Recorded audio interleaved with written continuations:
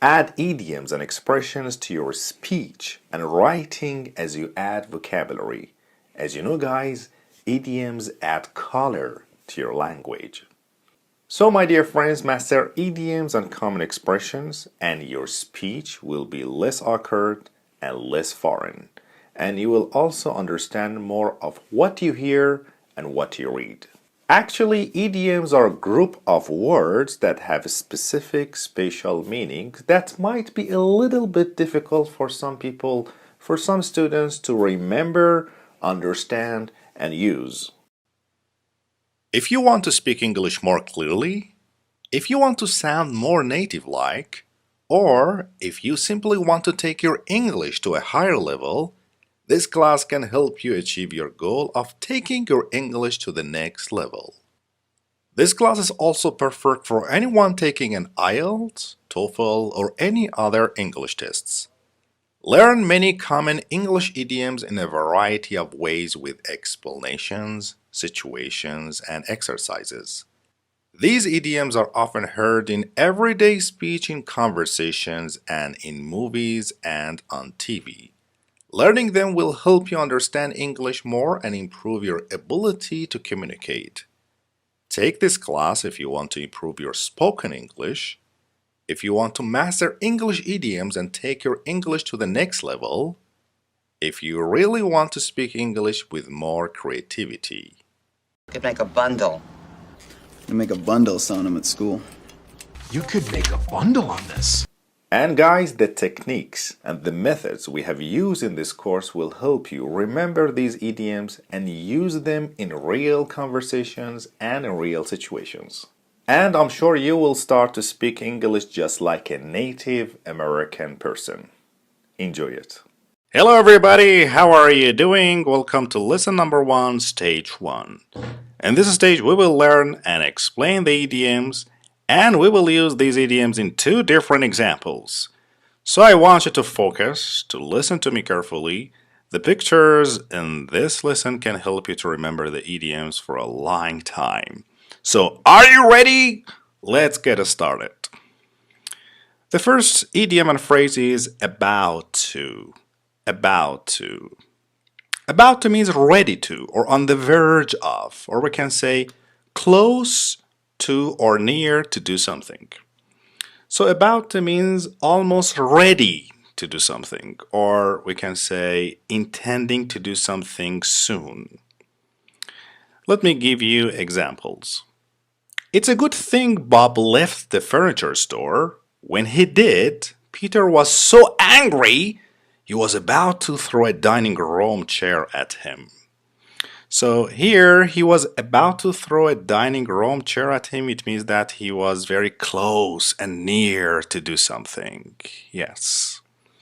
We have a word here, furniture store.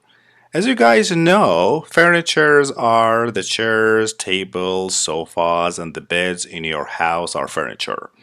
Your furniture gives you somewhere to sit, store your books, and a comfortable place to sleep at night.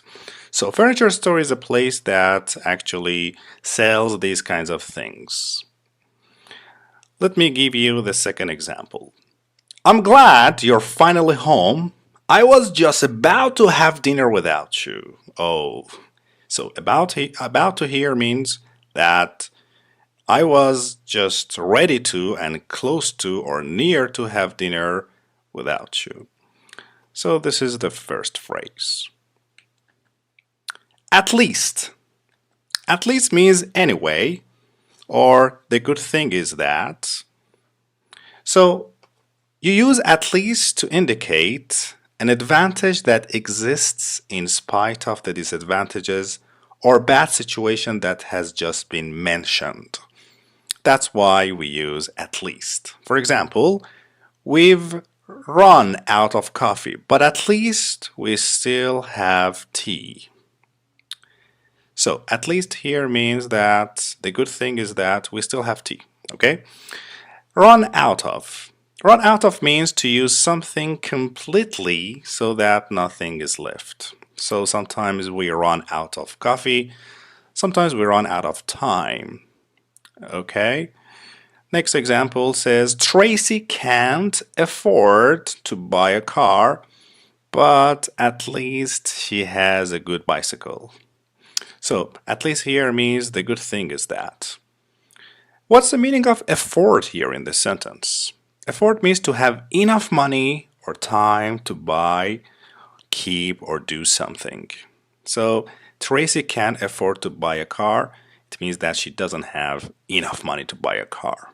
But at least the good thing is that she has a good bicycle. Guys, the second definition of this phrase is not or no less than. This is the second definition of at least. Okay, sometimes we use it in other contexts and examples. For example, there were at least 300 people waiting in line to buy concert tickets. So at least here means not or no less than. So no less than 300 people waiting in line to buy concert tickets. So this is the second meaning and second definition of at least. The next phrase and idiom is break the news. This is my favorite one. Break the news. You can see in this picture, one person is happy and the other person is sad. So break the news means to make something known, to make something public. Okay? For example, Samantha and Michael are getting married, but they haven't yet broken the news to their parents. So here means that they haven't told anybody, they haven't made it public yet. You'd better break the news to your father carefully. After all, you don't want him to have a heart attack. Yes, that's right. So you'd better break the news, which means you better tell him. You'd better make something public. There's a phrase here, heart attack.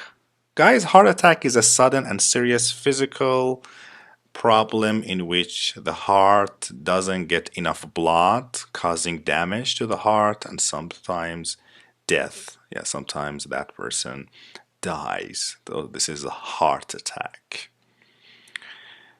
So this is the meaning of this phrase, break the news. Okay? To make something public, to make something known.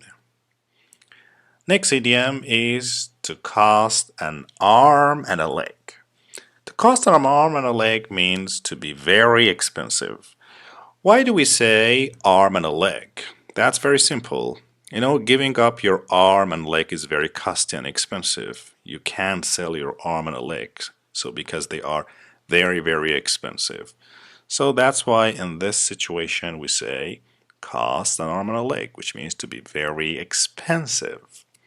For example, a college education in America costs an arm and a leg, which means it's very, very expensive. All of the furniture at Honest Abe's costs an arm and a leg. They are very expensive and you have to pay a lot of money. They are very pricey, very costly. So that's the meaning of cost an arm and a leg. Try to use it in your everyday life, guys. It's very useful, very practical, and when we use this idiom all of the time in different clips, movies, and everyday conversation. Next idiom is dead end job. Dead end job. Dead end job means a job that won't lead to anything else. That's why we say dead end job. So, a dead end job is a job in which there is no chance of progressing to a better, more important job. A job which doesn't offer any opportunity for improving your situation.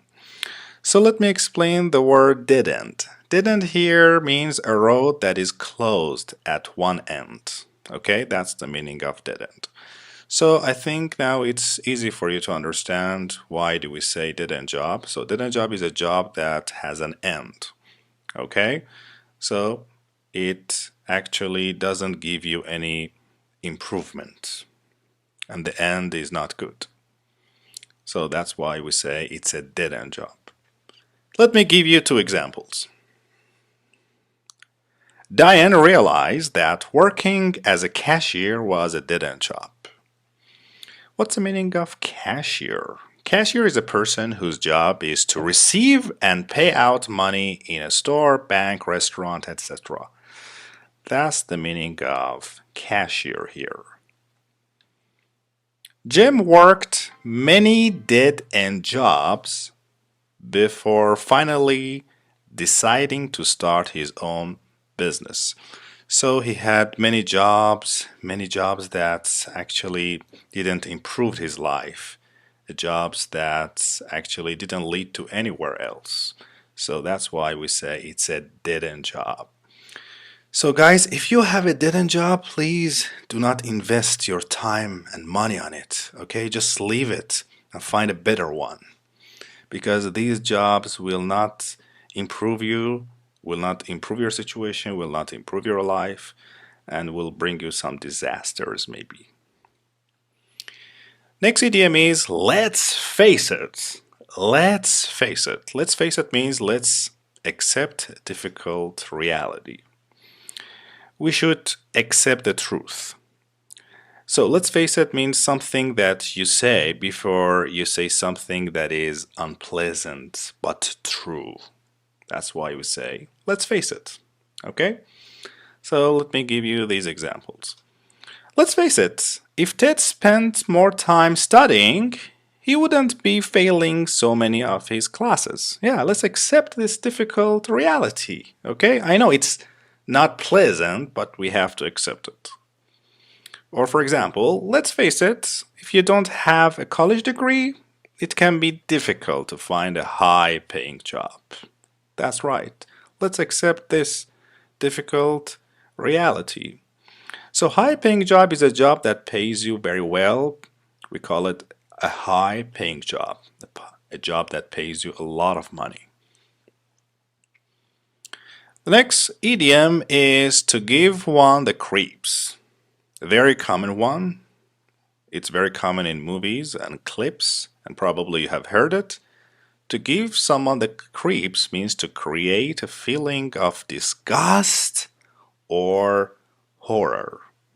Or we can say to cause someone to have uncomfortable feelings of nervousness or fear. So that's the meaning of to give someone the creeps. For example, Ted's friend Matt has 7 earrings in his ear and an I love mom tattoo on his arm. So he really gives Nicole the creeps. He gives Nicole a feeling of disgust and horror, a really bad feeling. There was a strange man following me around the grocery store. He was giving me the creeps. He was giving me the feeling of horror. I was really afraid and scared. What's the meaning of grocery store? Grocery store is a store where food and small items for the house are sold and found. So that's the meaning of grocery store. You guys probably don't know the meaning of this one. To go back to the drawing board. Go back to the drawing board means to start a task over because the last try failed. Or we can say to start again from the beginning. Okay, that's the meaning of go back to the drawing board. Or we can say to start planning something again because the first plan failed. As you can see in this picture, this is called drawing board. Drawing board is the tool we use to draw on.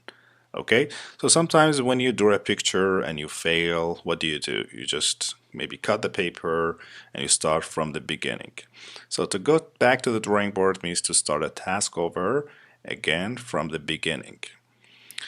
So let me give you examples so you can understand it. Frank's new business failed. So failed here means didn't succeed, didn't improve.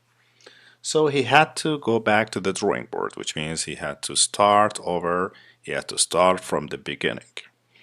The president didn't agree with our new ideas for the company, so we had to go back to the drawing board, which means we had to start planning again because the first plan failed and didn't work. So that's a very nice and common idiom. Go back to the drawing board. Sometimes you have to go back to the drawing board because your first plan, it doesn't actually work very well. The next common idiom is to go belly up. To go belly up, yes. To go belly up means to go bankrupt. To go bankrupt. If a company or a plan goes belly up, it fails. It goes bankrupt and they lose all of their money. Okay? For example, many people lost their jobs when Enron went belly up. When this company lost all of the money, when they just went bankrupt. My company lost $3 million last year. We might go belly up, which means we might go bankrupt and we might fail. That's a really tragic and bad situation. Because when you go belly up, you lose everything, all of your money. And maybe you have to go back to the drawing board, which means you have to start from the beginning, which is really difficult. To give someone the axe. To give someone the axe. What does it mean, guys? To give someone the axe means to fire someone, to dismiss someone from work. So this is ask. You can see it in the picture. So we use axe to cut something, right? So when you give someone the axe, maybe you cut that person in the half and you just throw him out. So I think it makes sense and you can understand the meaning. So let me give you two great examples. Mary used to talk to her friends on the phone all day at work until one day her boss finally gave her the axe, which means fired her. Just the boss asked her to leave her job. Okay? So he gave her the axe. What's the meaning of used to? This is a very nice grammatical structure. We use used to speak about something that is done or experienced in the past, but no longer done or experienced now.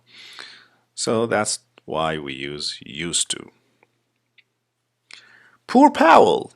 He was given the axe 2 days before Christmas. Yeah, he was fired 2 days before the Christmas. He lost his job just 2 days before Christmas. That's a really tragic and that's a really terrible event that can happen to anyone. To lose one's temper. To lose one's temper means to become really angry. To suddenly become angry. There is another phrase which is to keep your temper. If you keep your temper, guys, it means you succeed in staying calm and not becoming angry. But when you lose your temper, you become angry, you can't control yourself, and maybe you do something really stupid. Bob always loses his temper when his kids start talking on the telephone during dinner. So he becomes really angry. When Ted handed in his essay 2 weeks late, his teacher really lost her temper. So his teacher really became angry. So we have a phrasal verb here, handed in. Handed in. If you hand in something such as homework or something that you have found, you give it to a teacher, police officer, or other person in authority. Okay? So that's the meaning of hand in. To make up one's mind. To make up one's mind means to reach a decision, to decide. This is another common and very useful and practical idiom used in everyday English and American life. To make up one's mind. It means to decide what to do or choose. For example, Stephanie couldn't make up her mind whether to attend Harvard or Stanford. Finally, she chose Stanford. So she couldn't decide. She couldn't make up her mind. Attend here, guys, means to go to an event, place, etc. You attend a meeting, which means you join a meeting. You go to that event or place. Do you want an omelette or fried eggs? You'll need to make up your mind quickly because the waitress is coming. So here it It means that you'll need to decide. You need to make up your mind. Okay? So guys, don't say decide, decide, decide. Stop repeating this word. Use this idiom. You should make up your mind. Okay? Next idiom is no point in. No point in. No point in means no reason to. It's not worth doing something. Actually, after no point in, we use a noun or the verb comes with ing. So, no point in means an action that will serve no purpose or will not give you any good results. For example, there is no point in worrying about things you can't change. Yes, there is no reason. Okay? Worrying about things you can't change. Exactly. I completely agree with this sentence. There is no point in going on a picnic if it's going to rain. Yes, it's not worth doing it. It's not actually value. There is no value here to go on a picnic if it's going to rain. So we usually say there is no point in, and then the verb comes with ing, like there is no point in studying French. There is no point in working in this company. Okay? And different other examples. To put up with. I love this phrasal verb. Put up with. A very nice one. Put up with means to endure or tolerate without complaint. Put up with, guys, means to accept an unpleasant situation or experience or someone who behaves unpleasantly. So we have to just accept an unpleasant and bad situation and go with it. So you have to put up with it. For example, for many years, Barbara put up with her husband's annoying behavior. Finally, she decided to leave him.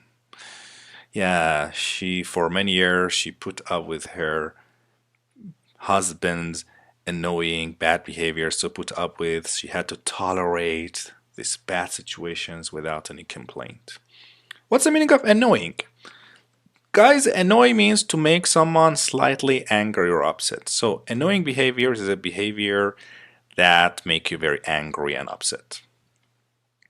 I don't know how Len puts up with his mean boss every day. Yeah, I don't know how she can tolerate this situation. Yes, that's really difficult. So that's the phrase and the idiom of this part. Put up with, okay? Put up with something or somebody. Real flop, or we can say simply flop. Flop. Real flop means failure. So a real flop is something that doesn't succeed or live up to expectations. So that's the real flop. It's a complete failure. For example, a Broadway play closed after just 4 days. It was a real flop. It was a complete failure. The company was in trouble after its new product flopped. The company was in trouble after its new product flopped. So we can use flopped here as a verb, as you can see, which means didn't succeed and it failed completely. To save the day. To save the day means to prevent a disaster or misfortune. To save the day means to do something that prevents a likely defeat or failure. So that's why we say you should save the day. For example, the Christmas tree was on fire, but Ted threw water on it and saved the day. He just prevented the disaster and misfortune.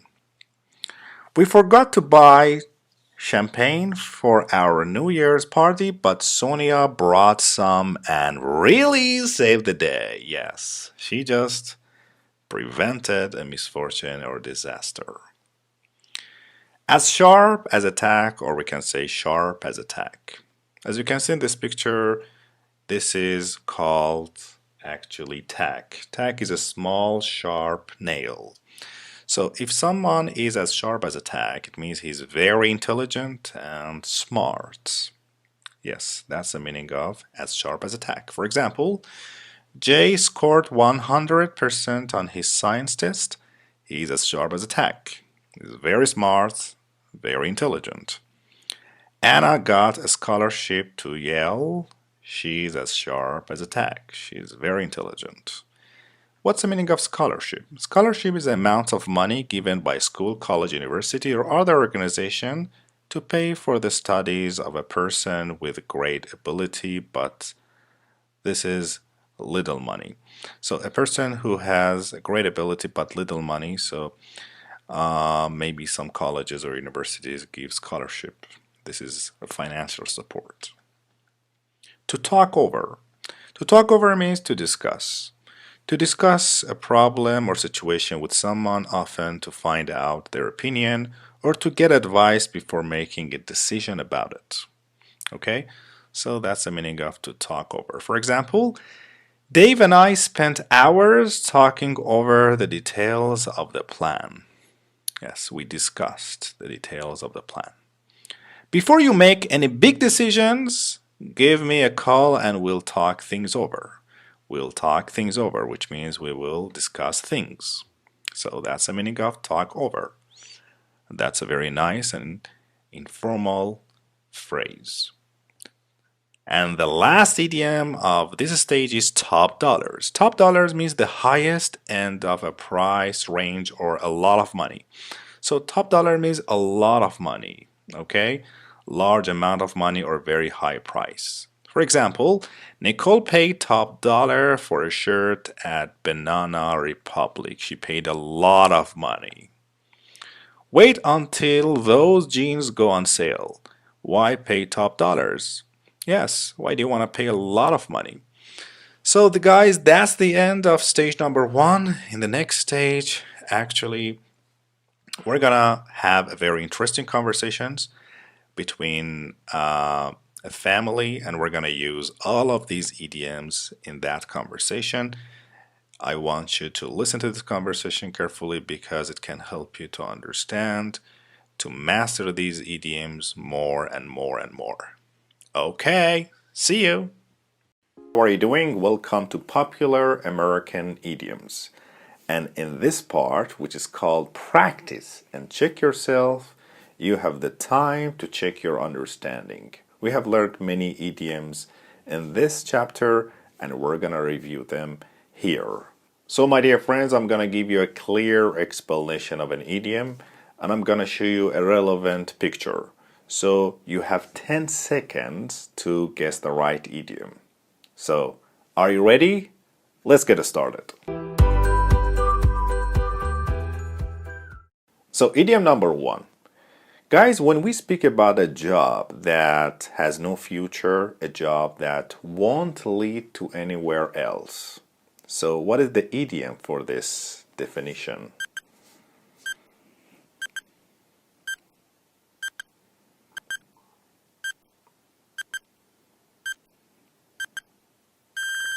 That's right. The idiom for this definition is dead-end job. Yes, a dead-end job. Okay, let's go to the second one. Idiom number 2. When we speak about something, for example, a car that is very expensive. Yes, it's very expensive. What idiom can we use? You have 10 seconds.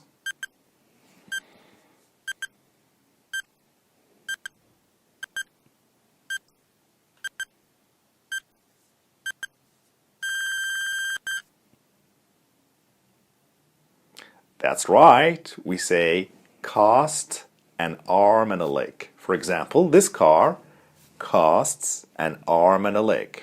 Great. Idiom number 3. So guys, when we speak about a task, when you start a task over, when you do it again from the beginning, for example, sometimes you fail and you have to come back and do it again. What idiom can we use here? Okay, you have 10 seconds. Just think and then answer.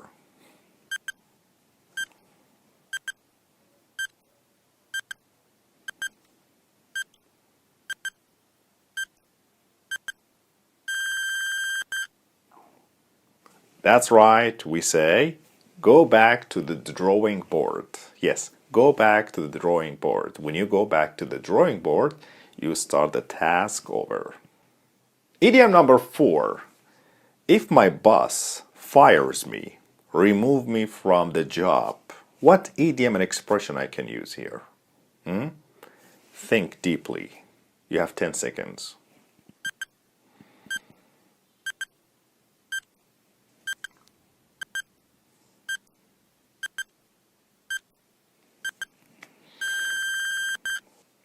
Yes, we say, he gave me the axe.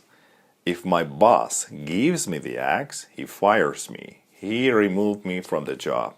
Great. And idiom number 5. So, if my father just becomes angry very quickly, what idiom I can use for my daddy, for my father? Yes, he becomes angry very quickly. You have 10 seconds to think.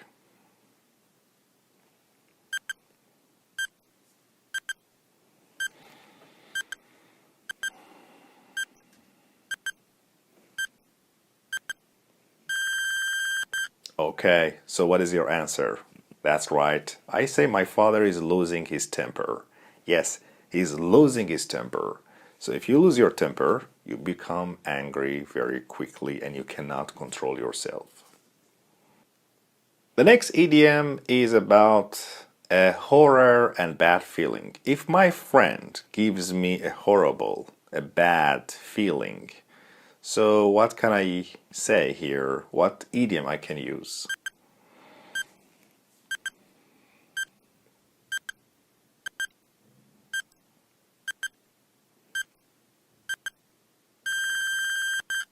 Okay, what is your answer? Yes, he's giving me the creeps.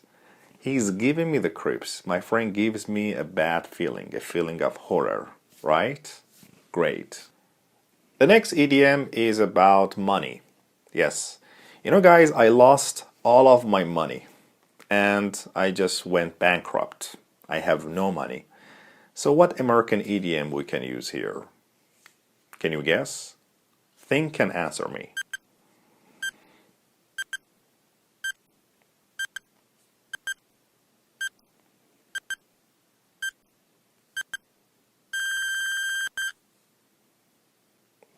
That's right. We say go belly up. Yes, I went belly up, which means I went bankrupt and I lost all of my money.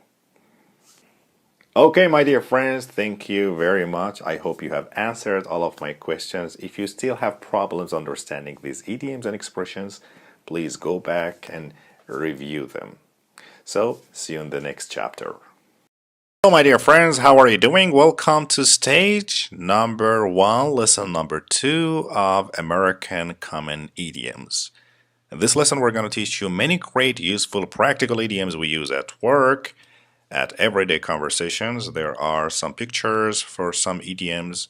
I want you to focus because these pictures can help you to remember them for a long time.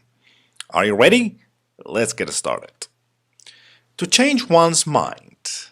To change one's mind. To change one's mind means to change one's opinion or decision. So guys, when you change your opinion or decision, you can say that you change your mind. For example, Brandon wasn't going to take a vacation this year, but then he changed his mind, which means he just changed his opinion and decision and went to Bora Bora for 2 weeks. So, as you can see, Brandon here, he changed his decision and his opinion. Why aren't you applying to medical school this year? Did you change your mind about becoming a doctor? Did you change your decision?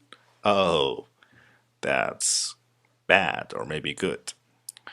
Applying here means to make a formal application or request. So you apply to medical school, it means that you make a formal application or request for that university.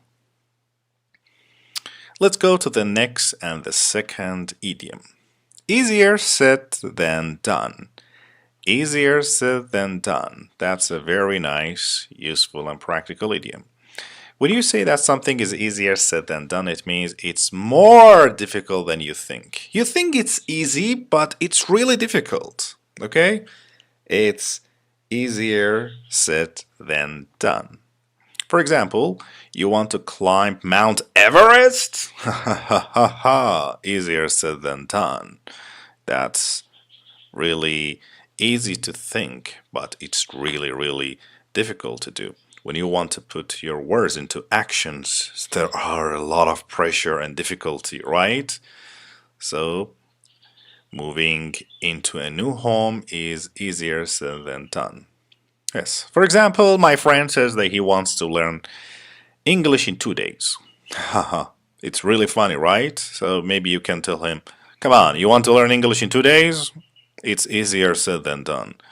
It's easy to say, but it's really, really difficult to do. So when something is easy to say, easy to think, but difficult to do, in these situations you can say it's easier said than done. To get canned. Oh, get canned. As you can see, this guy, he got canned in this picture. So this slang means to lose one's job, to get fired. If you get canned, you get fired. You lose your job completely.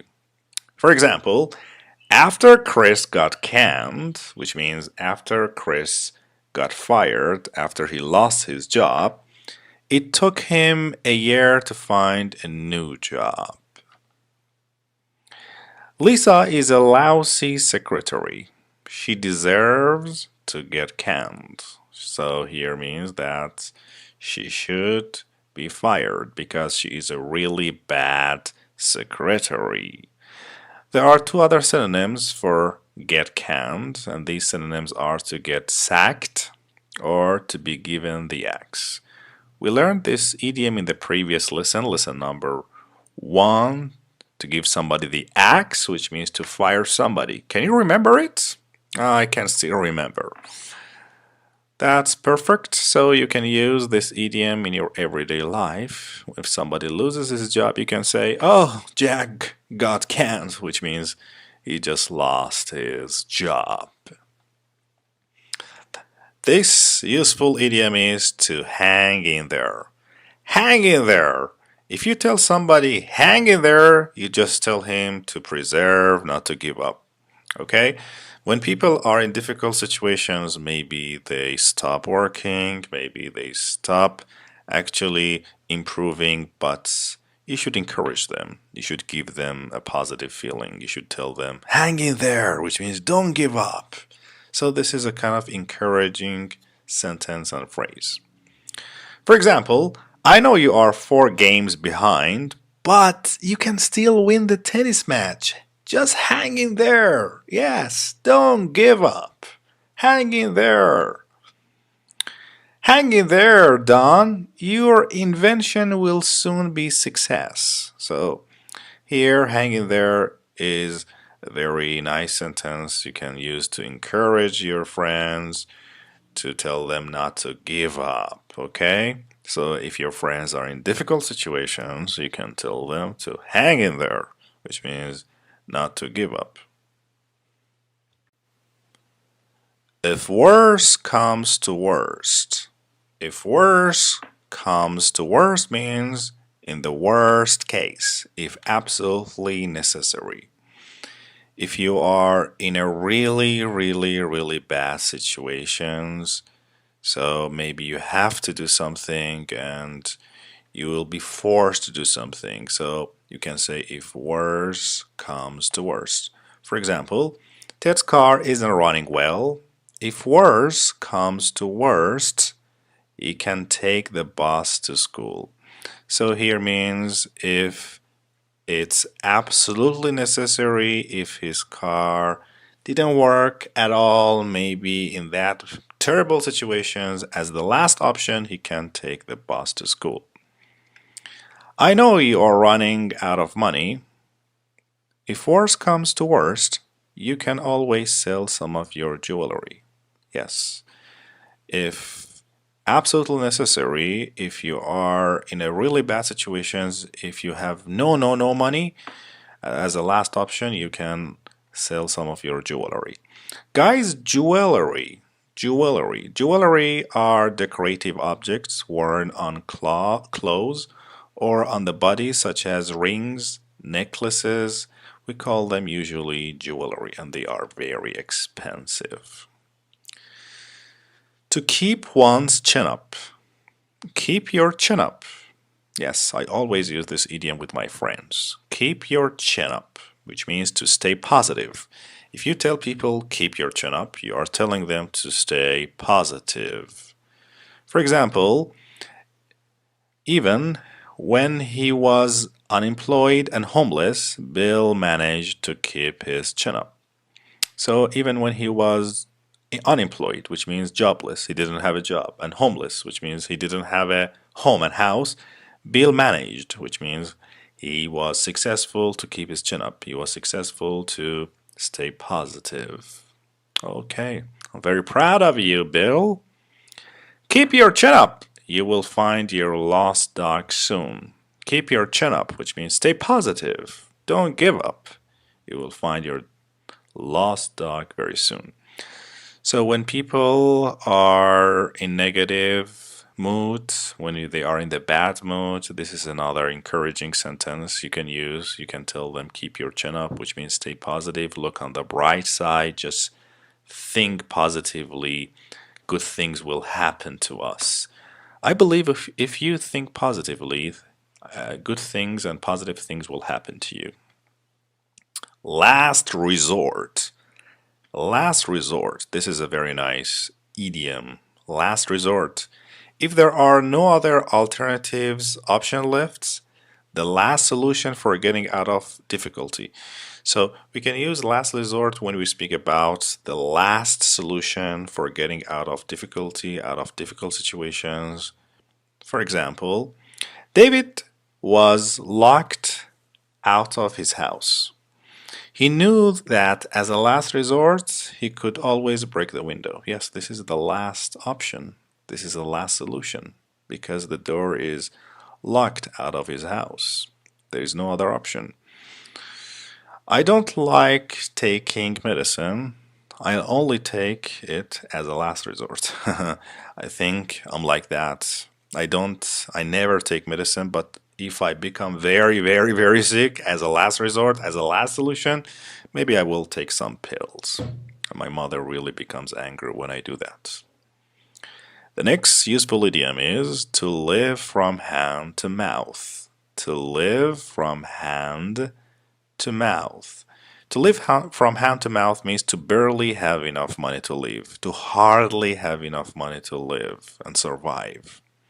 So sometimes you don't have a lot of money, you have just a little money to, I don't know, maybe buy some breads and some cheese. So we say maybe you live from hand to mouth. These days, many people, poor people, live from hand to mouth. For example, Jenny was earning $5 an hour working at the store. She was really living from hand to mouth. Yes, she was barely having enough money to live and survive. George is really poor. He lives from hand to mouth. Yes, he is really poor. He lives from hand to mouth. He can make just a little money to live and survive. So these people live in really difficult and hard situations. To look on the bright side. To look on the bright side means to be optimistic, to think about the positive parts or aspect of a situation. So guys, when you think positively, when you think actually in a positive and a good way, you say that you look on the bright side. For example, Leo was upset that his soccer game was cancelled. His mother said, look on the bright side. Now you can stay home and watch TV. Yes, just be optimistic. Okay, just think about the positive part. You lost your job? Look on the bright side. Now you will have more free time. Yes. So I think if you look on the bright side, you can always stay happy and optimistic in your life, right? Yes. I myself, when I'm sad, when I lose my job, when I break up with my girlfriend, maybe I just look on the bright side. I tell myself I can find a better girlfriend, right? Maybe a more beautiful one. To make ends meet. Very nice, very practical, and very common idiom. We use it many times in movies. To make ends means to manage one's money so as to have enough money to live, to be okay financially. To be okay financially, so if you have enough money to live and if you are okay financially, we say that you can make ends meet. Kimberly wasn't able to make ends meet, so she had to ask her parents to pay her rent. So she was not okay financially, she didn't have enough money, so she had to ask her parents to pay for her rent. If you can't make ends meet, you will need to start spending less. Exactly. If you are not okay financially, if you don't have a lot of money, enough money to live, maybe you should spend less. You should be a little bit, maybe, stingy and economical. Out of work. I think the meaning of this idiom is pretty clear. Out of work. Out of work means unemployed, not working. If you don't have a job, we say that you are out of work. You are jobless. Gary was out of work for a year before finding a new one. He was jobless, he didn't have a job, he was unemployed for a year.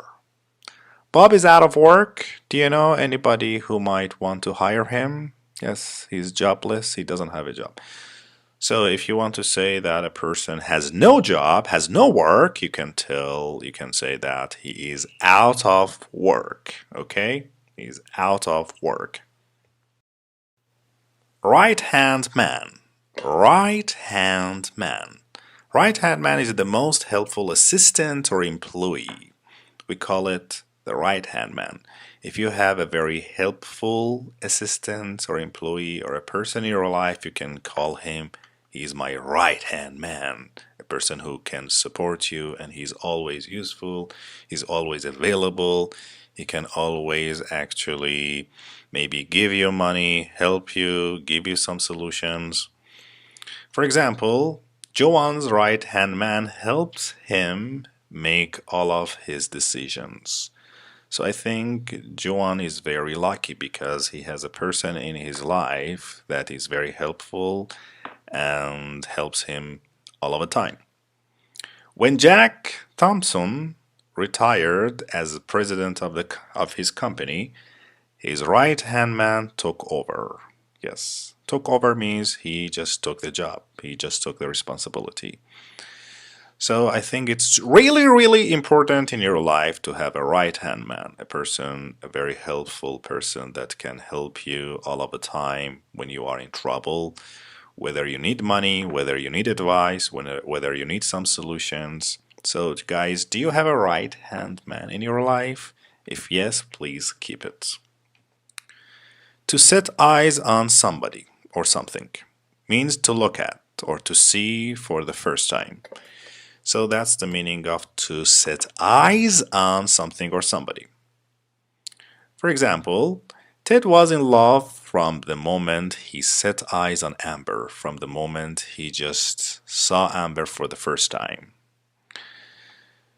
Susan knew from the moment she set eyes on Ted's friend Lucas that he would be trouble. Yes. So when you just see something or somebody for the first time, we say that you look eyes on him or her. Okay? So that's the meaning of set eyes on somebody or something. To stab someone in the back. To stab someone in the back means to betray someone. Okay? To stab someone in the back. So to betray someone. As you can see in this picture, you can see the guy, he's trying to stab the other man with suitcase, or we can say a briefcase in the back. He's trying to betray him. Jill and Heather were friends until Heather stabbed Jill in the back. by stealing her boyfriend. Yes. Oh, I think Heather just betrayed Jill. She cheated on him. She stabbed him in the back, okay, by stealing her boyfriend. Okay, you are firing me after all I have done for this company? You are really stabbing me in the back. You are really betraying me. Yes. So to stab somebody in the back here means to betray somebody, okay? That's the meaning of this idiom, and try to understand it, try to learn it. To be stressed out. To be stressed out means to be under severe strain, or we can say to be very anxious, to be very worried. So that's the meaning of to be stressed out. Al is so stressed out about his job that he can't sleep at night. So I think he's very anxious, very worried. He's very stressed out. He can't sleep at night. You've been so stressed out lately. You really need to take a long vacation. Yes. So you've been very worried and anxious lately. So you'd better maybe take a long vacation. Yes. Guys, if I'm stressed out, I usually drink a big glass of cold water, or sometimes I listen to my favorite music. Maybe I can feel better after that. To tell off. Tell off. To tell off. To tell off means to scold, to tell someone in strong words what one really thinks. So if you speak badly to somebody and you just criticize them and you tell them in strong words what you really think, so you are telling them off. So you should never tell your parents off, okay, for example, because you should always respect them. For example, when Ted showed up for chemistry class a half an hour late, his teacher really told him off. So he criticized him and he just scolded him. So you should not, guys, be late for the school or college. Your teacher might become angry and tell you off, say bad things to you and criticize you. Patty is going to tell off the plumber because the pipes he said he fixed are still leaking. Yeah, I think she should tell him off. She should criticize, she should scold him.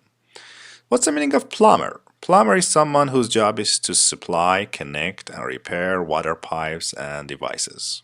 So we call it plumber. And leaking here means to allow liquid or gas to escape from a hole or crack. So that's the meaning of leaking. Thank goodness. Thank goodness. Thank goodness means I'm grateful, I'm relieved. Yes. When you are happy, especially after a really difficult situations, you say thank goodness. Thank you, God. That's, for example, I didn't get hurt. Let me give you an example. When Ted came home at 4 a.m. last Sunday, his mother said, "Oh, thank goodness you're home. I was so worried about you." So this is a feeling of relief. You are very happy and you are very grateful that something happened to you. So in these situations, you can say, thank goodness. Thank goodness you didn't go to California on Monday. It rained there every day this week. Yes. I'm grateful. I'm very happy that you didn't go to California on Monday. Yes. So that's why we say thank goodness. Sometimes we can say thank God. So there is no difference. To think big. Can you guess the meaning of this idiom? Think big. Yes, that's correct. Think big means to set high goals. Okay? For example, don't just think of buying a small house or a small car. Think of maybe having a very good job, earning millions of dollars. Okay? Think big, bigger. For example, why run for governor of New York? Think big. run for the President of the United States. Ken and Sandra hope to sell their house for $3 million. They always think big. They always have some high goals in their life. I think if you want to be successful in your life, you should always think big, okay? What's the matter? What's the matter means what's the problem? So that's very easy. And this is an American idiom. For example, what's the matter, Bob? You don't look very happy. Yeah, what's the problem? Oscar looks very pale. What's the matter with him? Yeah, what's the problem with him? What's wrong with him? So what's the matter means what's the problem, or we can say what's wrong, okay? That's it, yes. And I think you know it. It's really easy, and American people use it all of the time. When pigs fly, when pigs fly. Do you think pigs can fly, guys? Never. So when pigs fly means something that never happens, and this is a really nice slang. Will Ted teach Nicole how to play the guitar when pigs fly? Never. Sure, I'll give you my new laptop when pigs fly. Yeah. Do you think I can learn English in maybe 2 weeks? When pigs fly, that will never happen. So if you want to say that something never happens, you can say when pigs fly. There are some other synonyms for when pigs fly or never. You can say when hell freezes over or never in a million years. Never in a million years. You want to learn English in 2 weeks? When the hell freezes over or never in a million years. So guys, that was the end of lesson number 2. I hope you have enjoyed learning these idioms. In the next stage, we're going to use all of these idioms in different actually sentences and conversation. Do not forget to listen to this conversation. Understanding these idioms in this conversation can help you to master them. Good luck! Welcome to this part, practice and check yourself. So in this part, like always, as you know, I'm going to give you a clear picture of an idiom and a clear explanation of an idiom. So you have 10 seconds to guess the right idiom. So are you ready? Let's get started. So the first idiom. When we guys speak about something that can never happen, that's impossible to happen. So what idiom and expression we can use here? You have 10 seconds to think.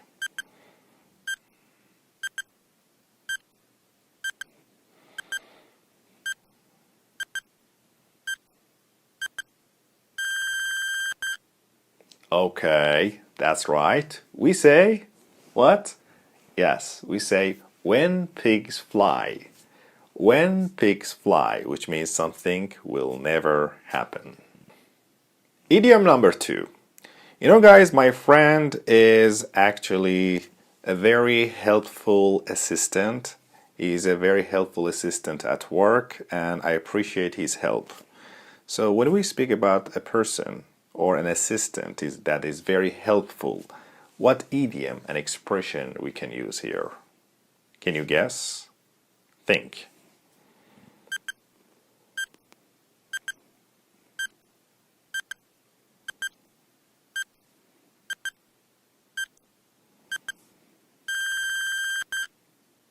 Yes. What is it? Yes, I say my friend is a right-hand man. Yes, a right-hand man, which means a very helpful assistant or employee or sometimes friend. Idiom number 3. You know, guys, these days I barely have enough money and cash to survive. Yes, I don't have enough money. I should find a good job. So, what idiom comes to your mind? What is the idiom for this? Can you guess? Think for 10 seconds.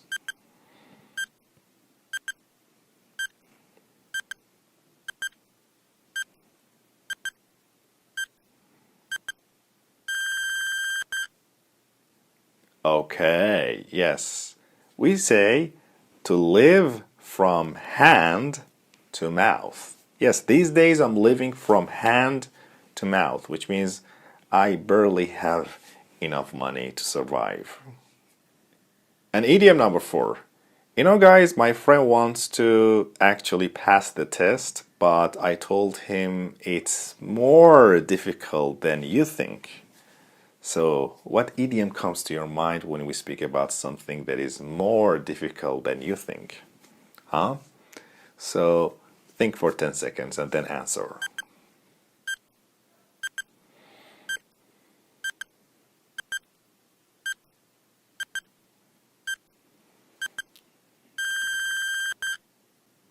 Yes, we usually say easier said than done, right? Easier said than done, which means it's more difficult than you think. The next idiom. Guys, if you tell a person to be optimistic, to actually stay positive despite difficulties, what idiom and expression we can tell him? Do you know? Think for 10 seconds, then reply.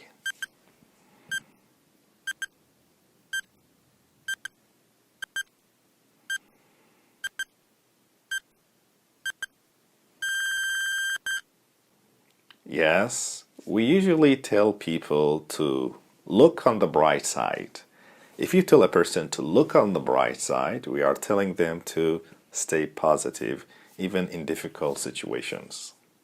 Okay, and the last idiom is about when we speak about actually the last solution, if there is just one solution or the last solution to get out of a difficulty or problem.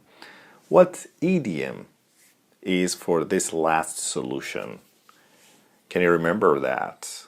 Think.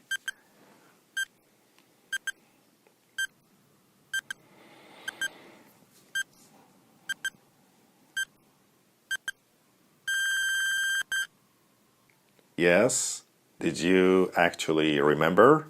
We usually say last resort, as a last resort, which means as the last solution to get out of the problem. Okay, my dear friends, I hope you have enjoyed this lesson and this chapter, and I hope you have answered all of my questions. If you still have problems understanding some of these idioms, please go back and review the lessons, and you can always ask me your questions. Thank you very much. Hello, everybody. How are you doing? This is Ahmad Ravi. And in this lesson, lesson number 3, we're going to learn many great practical idioms, and we're going to use them in different examples. There are pictures for every idiom, so you can remember it for a long time. So I want you to focus, and I want you to listen to me carefully. You can take notes if you want to. So let's start with the first idiom. Beside the point. Very nice one. Beside the point. If something is beside the point, it's not relevant or not important.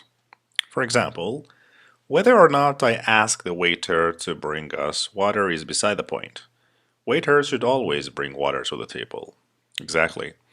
So beside the point here means it's not relevant and it's not important. The reason you're late is beside the point. The reason you're late is not important, or the reason you're late is not relevant. The fact is your dinner is now cold.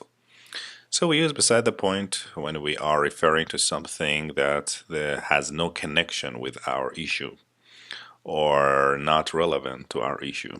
So in these situations we can say that's beside the point. To blow something. Oh, look at that guy, he blew it. To blow something means to spoil or botch something. If you blew something, you just make a very stupid mistake and you fail. For example, Brenda blew the interview and didn't get the job offer. So she didn't actually do well. She just spoiled the interview and she was not successful. She couldn't manage it and she didn't get the job. It's okay, maybe next time. Randy managed to get a date with the most popular girl in his class. Now I hope he doesn't blow it. I hope he doesn't actually make any stupid mistake. I hope everything goes well with him. So, guys, what's the meaning of date here? Date is a social or romantic appointment or engagement. So here, Randy, he's having a date, a romantic engagement, a romantic appointment with this beautiful girl. And I hope he doesn't blow it. To buckle down. This is one of my favorite idioms. I use it in my class all of the time with my students. I always tell them you should buckle down. Buckle down means to start working seriously. Yes, to start working hard. If Don buckles down now, he might be able to graduate from high school this year. So if Don buckles down, if he start working hard and seriously, yeah, he might graduate. Team, if we want to win this tournament, we're going to need to buckle down. Exactly. So what's the meaning of tournament here? Tournament is a series of contests between a number of competitors who compete for an overall prize.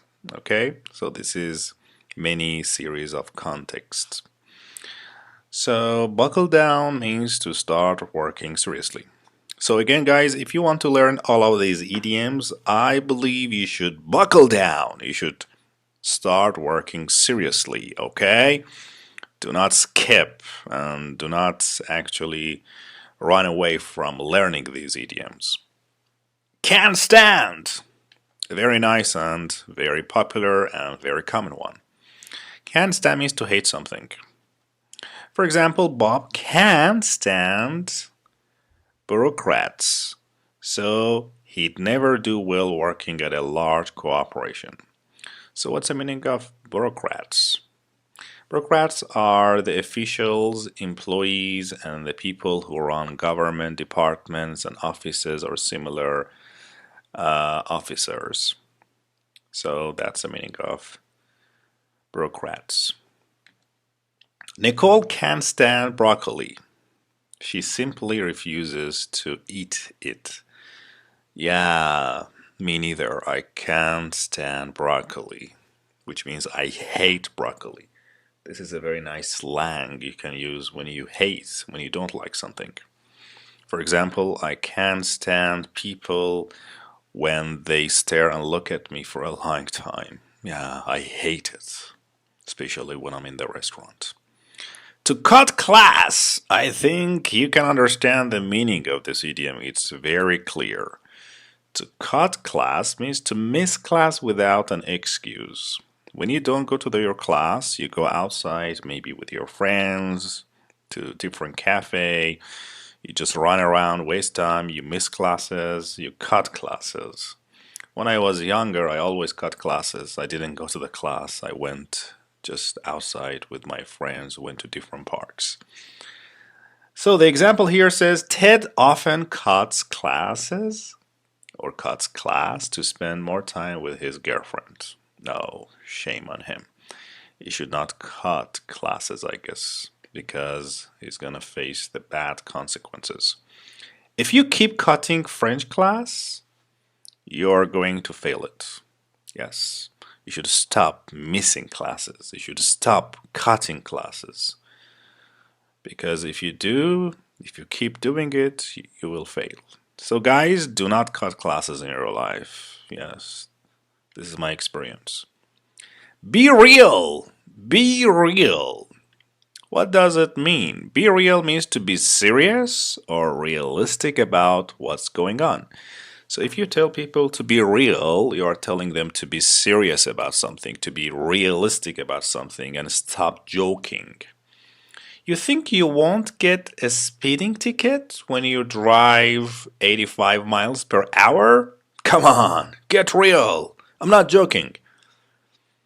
So here we have a speeding ticket. Speeding ticket is a piece of paper that a police officer gives to someone who was driving too fast and that indicates a fine that the driver will have to pay. So we call it speeding tickets. This actually phrase that you might not know. You think you are going to win $1 million in the lottery? Get real. Which means, come on, be realistic. That's not gonna happen. Stop just fooling yourself. Stop dreaming. Just get real. Come on. That's right. To have one's heart set on. To have your heart set on something means to really want something. When you are really interested in something, when you really want to do something, want to have something, you can use this phrase. I always had my heart set on meeting a hot girl, but I couldn't do this. Nicole has her heart set on going to New York this weekend, which means that she really wants to go to New York. Or did you really have your heart set on going to Harvard?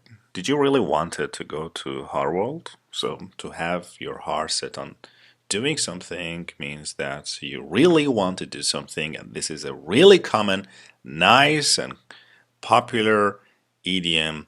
We just hear it in different movies and clips.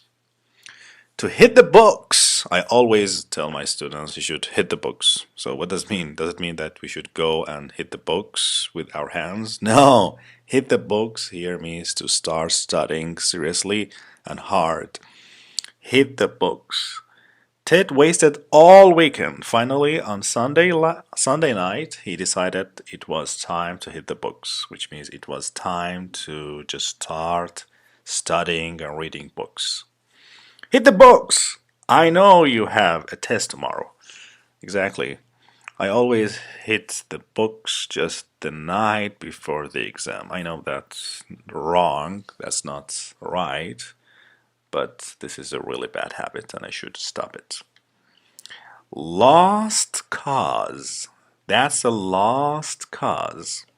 When we speak about something that's lost cause, we say that's hopeless. Something hopeless. There is no hope, okay? It's a lost cause. Just go home. There is no hope here. For example, Cindy spent 5 years studying Russian.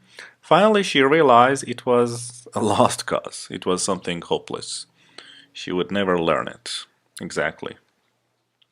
Jack needs to stop drinking so much coffee, but he's so addicted to caffeine that it is a lost cause. Exactly. He can't stop drinking coffee. So it's something hopeless. For example, if you think you can learn English in 2 weeks, I think that's a lost cause. That's something completely hopeless. You can never do this. It's impossible. Yes. To not give a hoot. To not give a hoot. As you can see, this girl, she doesn't give a hoot. She doesn't give a shit. So not give a hoot means not care about something. For example, Tom likes to walk around town in his pajamas. He doesn't give a hoot what people think. He doesn't care. He doesn't give a shit. Yes. Stephanie doesn't give a hoot if she's the only one wearing green dress to the high school prom. So she doesn't give a hoot, which means she doesn't give a shit. There are two other synonyms.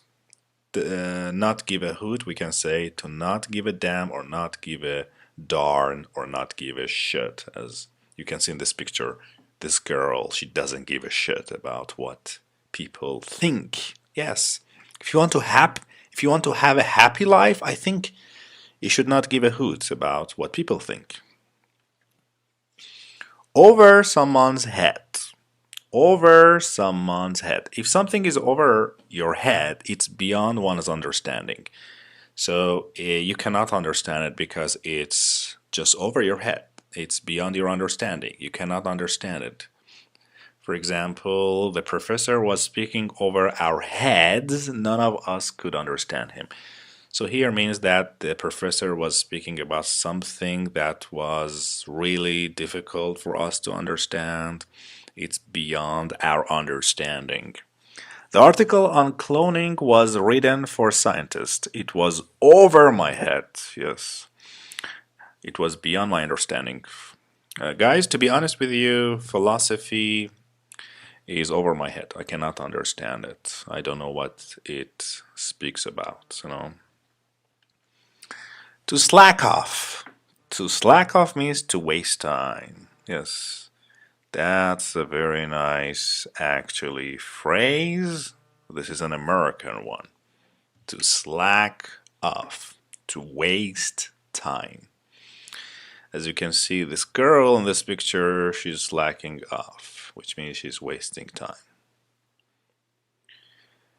Amanda doesn't get much done at the office. She's too busy slacking off. She's too busy wasting time, okay? So slack off means to waste time. Guys, don't waste time. Don't slack off. I'd better stop slacking off. My essay is due in 2 hours. Yes, you'd better stop wasting time. What's the meaning of due here? My essay is due. So due here, guys, means expected at or a planned for at a certain time. So when it says my essay is due in 2 hours, it means that I should deliver my essay in 2 hours. I don't have time. And there's a note here on the right, as you can see, people who slack off all the time are called slackers. So you can call them slacker. Hey, slacker, how are you doing? You can call your friend slacker. Yeah, those people who waste time. And the last idiom of this lesson is to stand a chance. To stand a chance means to have the possibility of success. If you stand a chance, it means that you have the possibility of success. So your success is possible. For example, although the American figure skaters were good, they didn't stand a chance of winning a gold medal at the Olympics. They didn't have the possibility of winning. They didn't have the possibility of succeeding. Wilton High School was the best soccer team in the States. I'm afraid we don't stand a chance against them. Yeah, I'm afraid we don't actually have the possibility of success and winning against them. So, to stand a chance here means to have the possibility of success and actually winning. So that's the end. I hope you have enjoyed this lesson, and in the next stage we're gonna use all of these words in a very interesting conversation, and we're gonna use all of these words in different short clips so you can see how native English people pronounce and use them. See you! I hope you are doing great, and welcome to another part of Practice and Check Your Understanding. As you know, I'm going to give you a clear picture of an idiom and a clear explanation and definition of this idiom. So you have 10 seconds to think and answer me. So are you ready? Let's do it. So idiom number 1. I always tell my brother to start working seriously. He should start working seriously because he's very lazy. So what idiom I can use here to tell him to work harder?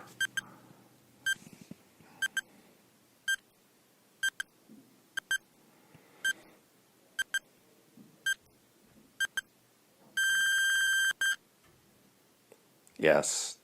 What is the idiom? I should tell him to buckle down. Yes. Buckle down means to start working seriously. Buckle down. Idiom number 2. You know, guys, my sister wants to travel to Canada. She really wants to travel to Canada. So, what idiom I can use for my sister that she really wants to travel to Canada? Huh?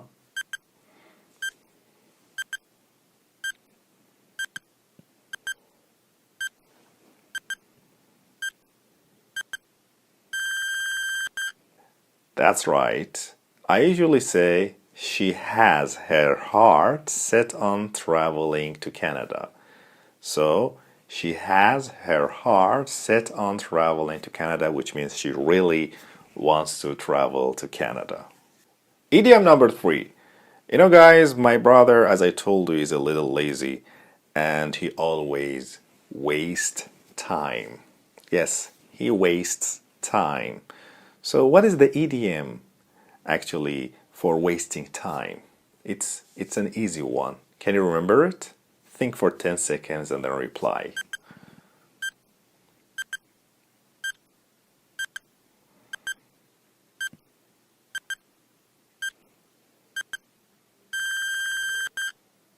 That's right. We say he's slacking off. So we should tell him don't slack off or stop slacking off, which means stop wasting your time. Yes, stop slacking off. The next idiom. You know, guys, in my family, my father doesn't care at all about my problems, about my needs. So when we say that somebody doesn't care about something, what idiom can we use here? Can you remember?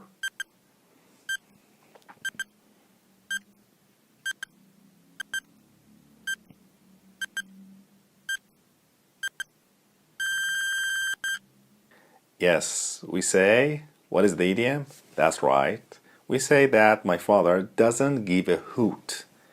He doesn't give a hoot, which means he doesn't care about anything. Okay? He doesn't give a hoot about my problems. He doesn't care about my problems. The next idiom.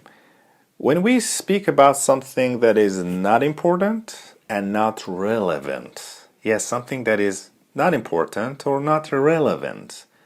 What is the idiom? What is the American idiom for this expression? Think and then answer.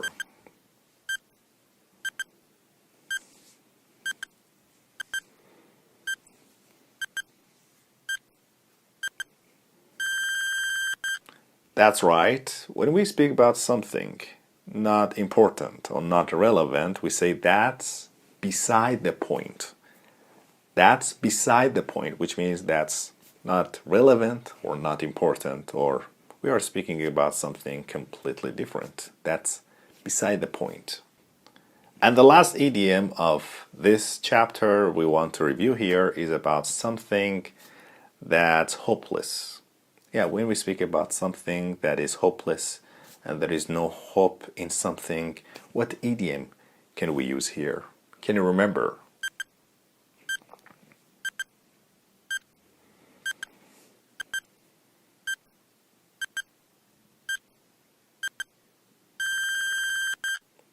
So, what is your answer? That's right. We say it's a lost cause.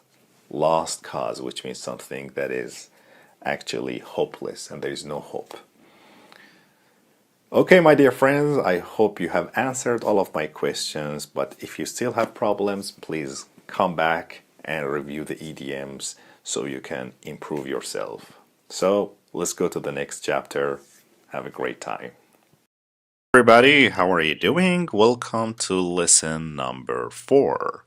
In this lesson, we're going to learn many great, nice, useful idioms American people use in their everyday life. So I want you to focus and understand these idioms. So let's start with stage number 1.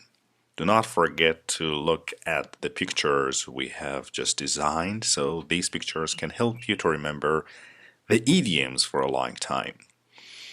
So the first idiom of this lesson is butt in. Yes, butt in. It's pronounced de, double T when they come together. It's pronounced de in America. So we say butt in. So butt in means to interrupt or interfere. Okay, this is a very common slang which means to interrupt or to interfere. Let me give you 2 examples. Nancy is always butting into other people's business. She's always interrupting and interfering into the other people's business. Sarah is really rude. Rude here means a person who is mean and impolite. She always butts in to other people's conversations, which means she always stops, she always interrupts other people's conversations. Remember but in, okay? But comes with the preposition in. So we but in something. Idiom number 2, to drive one crazy. This is a very common idiom. I'm not sure if you have heard it before, but we use it all of the time. We hear it all of the time in different movies and clips. To drive somebody crazy means to annoy someone very much, to bother someone very much, to maybe we can say to move on somebody's nerve all of the time. So there are 2 other synonyms for this idiom, to drive someone nuts or to drive one up the wall. We can use these 2 idioms instead of drive somebody crazy. For example, don't ask Mrs. Smith how old she is. It drives her crazy. Yes, it makes her really angry and it annoys her. Don't do this. Probably women don't like to be asked about their age. I never ask women about their age. I know they become angry. Please stop chewing gum so loudly. It's driving me crazy. That's right. I think when people chew something very loudly, especially gum, it drives us crazy. Yes? So we can say it drives me up the wall instead of it drives me crazy. Okay? We can use the synonyms. Yeah, that's it. You know, when somebody speaks languages other than English in my class, it drives me nuts. It drives me crazy. It makes me really angry and sometimes I lose control, guys. Yes. To go into. To go into means to enter a profession, to start a job, a new job. This is the meaning of to go into something. So go into has several other meanings, including 1, enter. For example, go into the house or get a pen. Number 2, enter another emotion state. For example, Sally went into hysterics. Okay, she went into hysterics. So the second meaning of go into means to enter another emotion state. And the third meaning of go into means to discuss details. For example, I don't have time now to go into the whole story, which means I don't have time to discuss the details about the story. So let me give you an example. So to go into here means to enter a job or profession, okay? For example, Lisa enjoys arguing with people, so she decided to go into law. So she decided to start this profession because she loves arguing. She decided to go into law, to start studying law maybe. Do you like solving people's problems? If so, you should consider going into psychology. Exactly. So, go into something here, it means to start, to enter a profession. And as I told you and explained for you, go into has 3 other different meanings, and I explained them for you. Try to understand them. And this is a very common phrase. We use it in different text and newspapers. Green with envy. Green with envy. Green with envy means desiring another's advantages or thing. When you feel jealous, you just feel green with envy. So green with envy means you want something that others have, maybe a car or maybe a profession. That's a very negative and bad feeling. For example, when Daniel got promoted to vice president of the bank, his colleagues were green with envy, which means colleague here means coworker, a person who works with you at work. And there is a word here, promote. Promote means the action of raising someone to a higher position or rank, or the fact of being so raised. So when somebody is promoted means that he's raised to a higher position. So that's why his colleagues, his coworkers, are green with envy. They are very jealous. You won the lottery? Oh shit, I'm green with envy, which means that I feel very envious and jealous of you. What's the meaning of lottery here, guys? Lottery is a system of selling number tickets and giving prizes to those people whose numbers are chosen by chance. So we give prizes to those people whose numbers are chosen by chance. This system is called lottery. Have you won the lottery, guys? I did 2 years ago. Yes, and my friends were green with envy. They were very jealous.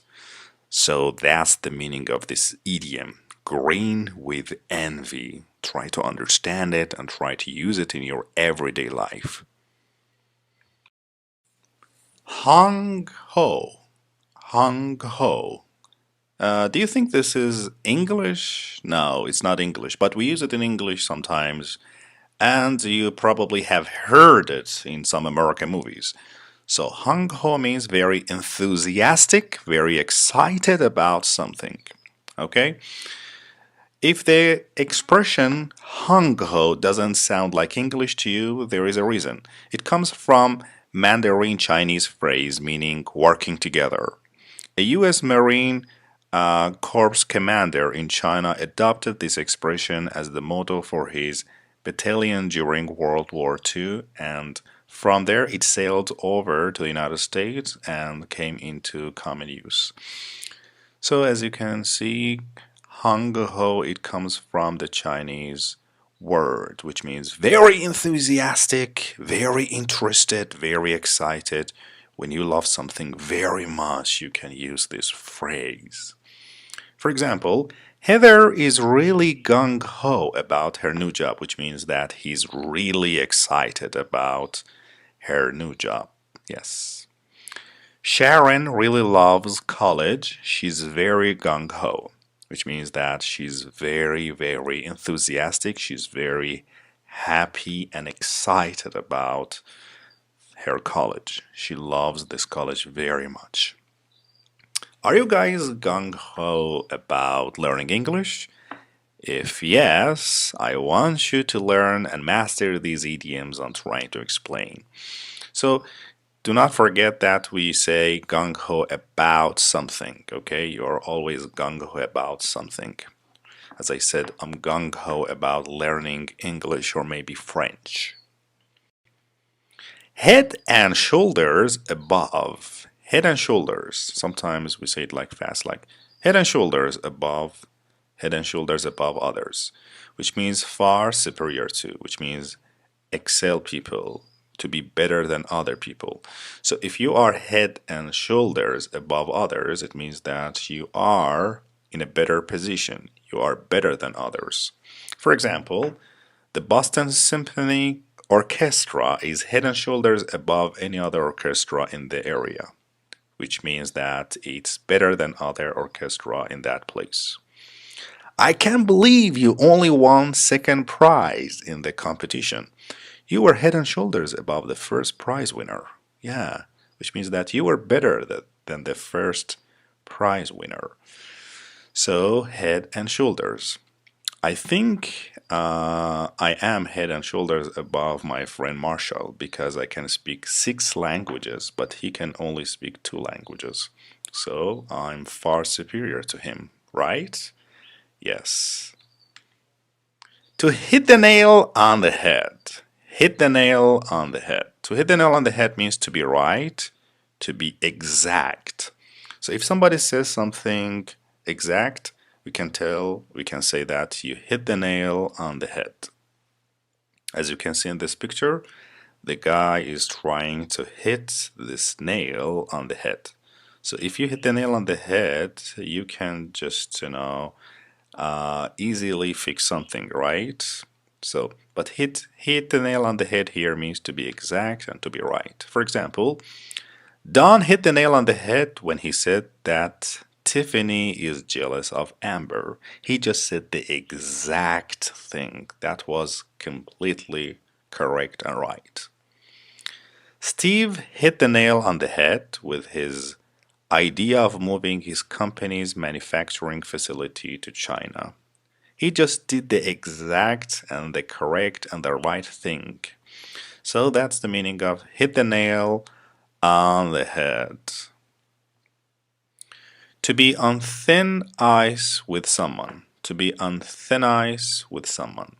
It means to be in a dangerous position, to be temporarily on somebody's bad side. So if you are in a dangerous position, you are actually moving on thin ice. So there is also the variation to skate on thin ice. For example, Joey knew he was skating on thin ice when he bought candy with his lunch money.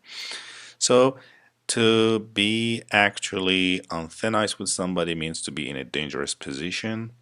For example, Joey was on thin ice with his mom after he spent his lunch money on candy bars. Yes.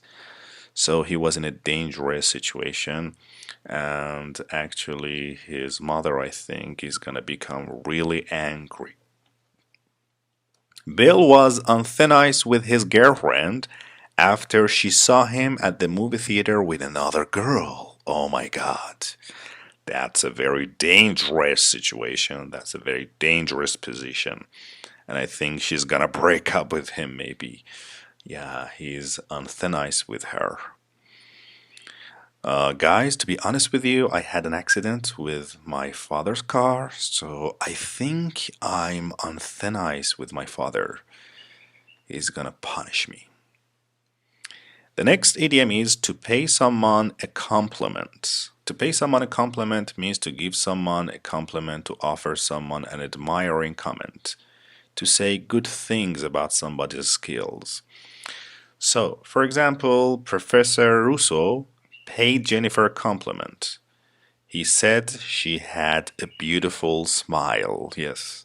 So, actually paid Jennifer a compliment here means that Professor Russo, he just offered her a very nice comment. He just said something nice about her.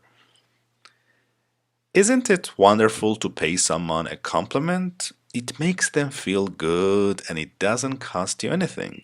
That's right. Sometimes you have to pay people a compliment. For example, if you see that your friend has a beautiful shirt, just pay him a compliment and say it. Say it, oh, what a beautiful shirt. So you are paying him a compliment and that makes him feel better. To shake in one's shoes. To shake in one's shoes, which means to tremble with fear, to be afraid and scared. So if somebody's shaking in his or her shoes, it means that they are afraid and scared. For example, Brianna is scared of her French teacher, Monsieur Le Monster. Whenever he speaks to her, Brianna starts shaking in her shoes, which means she starts to tremble with fear. She starts to be scared and afraid. Oh, shit. During the storm, Billy was hiding under his kitchen table and was really shaking in his shoes. He was really afraid and scared. Last night, I just watched a horror movie, guys, and I couldn't sleep. I was shaking in my shoes. You should never watch horror movies at night. Shut up. Shut up. Everybody knows the meaning of shut up. Shut up means to be quiet or stop speaking. Remember that telling someone to shut up is rude and impolite. It's better to say be quiet or more politely, please be quiet. So, shut up is informal. It's a very bad slang, so do not say it unless you are very, very angry. The professor talked for hours. I thought he'd never shut up. He'd never be quiet. Nicole kept telling Ted to turn down his stereo. Finally, he got angry and said, "Shut up," which means be quiet. But it's not polite, it's not formal, it's informal and impolite. So do not say it to people unless you are very, very angry. For example, yesterday I was speaking for hours. My father got really angry and he finally told me to shut up. Way to go! Way to go means good work. I love this phrase. Way to go. Good work or good job. For example, you won $2,000 in the poetry writing contest? Oh my God, way to go. Good work, good job, well done. That was perfect. That was an interesting article you wrote. Way to go. Perfect. I just told my friend, you speak English very well. Way to go, which means good work, well done. So that's the meaning of way to go. It's a good way to encourage and sometimes to pay people a compliment. Hello, my dear friends. Welcome to chapter number 4. And in this part, practice and check your understanding. I'm gonna show you a clear picture and I'm gonna give you a clear definition. Then you have 10 seconds to actually guess and tell me the right answer, the right idiom. So, are you ready? Let's do it. So, my dear friends, the first idiom is about my sister, a little sister. She actually annoys me very much. She bothers me all of the time. So, what American idiom I can use for her? You have 10 seconds to think.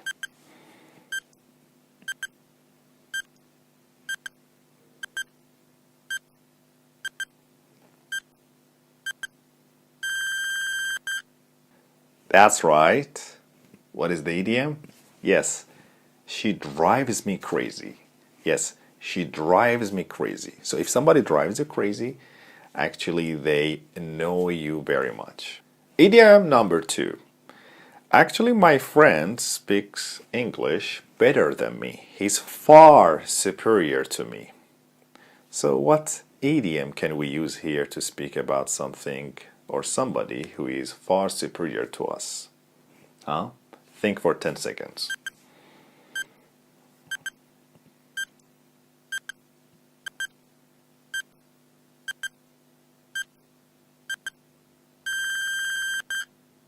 So, did you guess the right one? Yes, we say he is head and shoulders above me.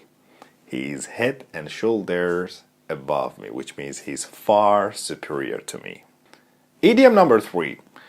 When we want to tell a person that he's completely right and or maybe he said the exact thing, yes, a person who is completely right and he said the exact thing. What idiom, American one, can we use here? Think for 10 seconds, then answer me.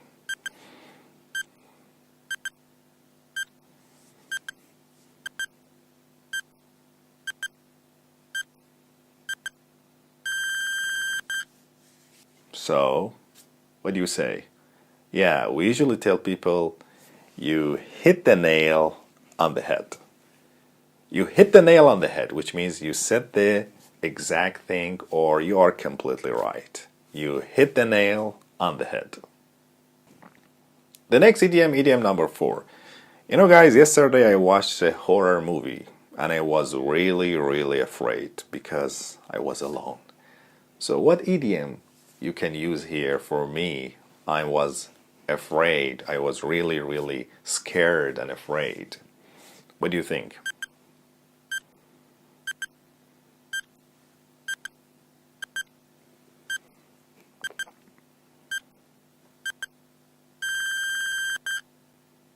That's right. We say, I was shaking in my shoes. I was shaking in my shoes, which means I was scared and really afraid. The next idiom, guys, my brother actually, he always interrupts me when I'm working and he always interferes in my business, unfortunately. So what idiom I can use here to describe this attitude, this actually behavior? You have 10 seconds to think.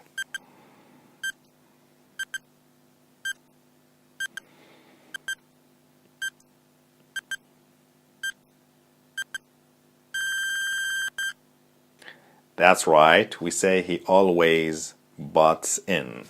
Yeah, butt in. He always butts in, which means he always interrupts and interferes in my life and business and work. And the last idiom. If somebody or one person is in a dangerous position, or we can say, let's say in a dangerous situation, what idiom and American expression we can use for him? What do you think?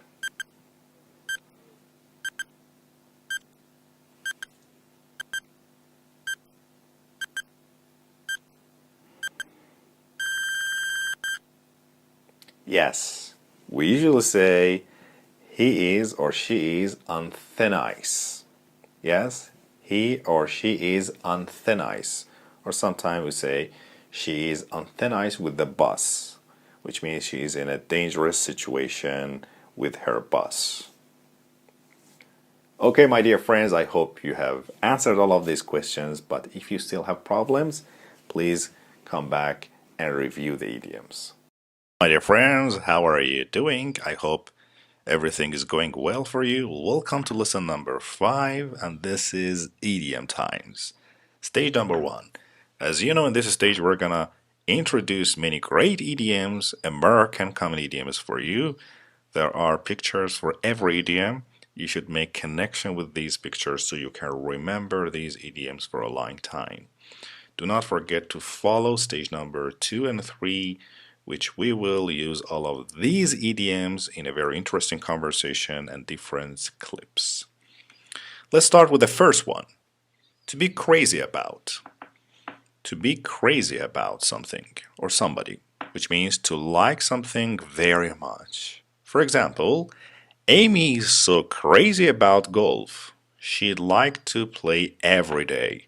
So, crazy about here means that she loves golf very much. She is addicted. She's crazy about it. I'm sure Kathy will agree to go out on a date with Sam. She's crazy about him. Yes, which means she's in love with him. She likes him very, very much. She's crazy about him. What's the meaning of date here? Date, as I told you before, is a romantic meeting. So here, Kate likes to actually go on a romantic meeting with Sam because she's crazy about him. I'm crazy about learning idioms. I learn idioms every day and I teach my students different English idioms. So, guys, what are you crazy about? Is there something in your life you're crazy about? So remember, we are always crazy about something or somebody. Cup of tea. Sometimes American people say it fast, like cup of tea. Yes, cup of tea, cup of tea. So, cup of tea means the type of person or thing that one generally likes. So, if you generally like something or somebody, you can say that thing or that person is your cup of tea or not cup of tea. This expression is almost always used in the negative. For example, she's not my cup of tea, which means that I don't generally like that person. So remember, guys, we use it mostly in negative way. For example, hockey isn't Alan's cup of tea. He prefers soccer. So he doesn't like hockey. He's not interested in hockey. That's not his cup of tea or cup of tea. I know Joy is nice, but she's simply not my cup of tea. Yes, she's not my favorite person, and I don't like that person. I don't like him.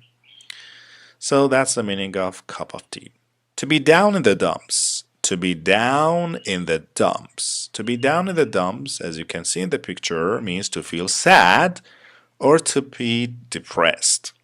Sometimes you guys feel down in the dumps. For example, when you fail your exam, when you break up with somebody, you feel down in the dumps. For example, it's not surprising that Lisa is down in the dumps. Pause. The cat she had for 20 years just died. and she feels really sad. She's depressed. She's down in the dumps. It's easy to feel down in the dumps when it's raining outside. I completely agree with this sentence. I myself personally, I feel down in the dumps. I feel sad when it rains and I don't know the reason.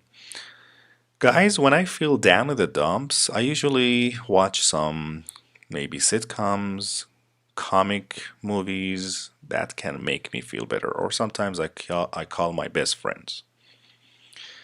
To drop by.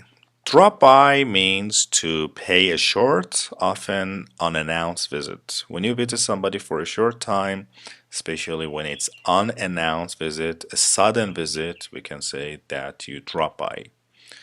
For example, if we have time before the movie, let's drop by Bill's house.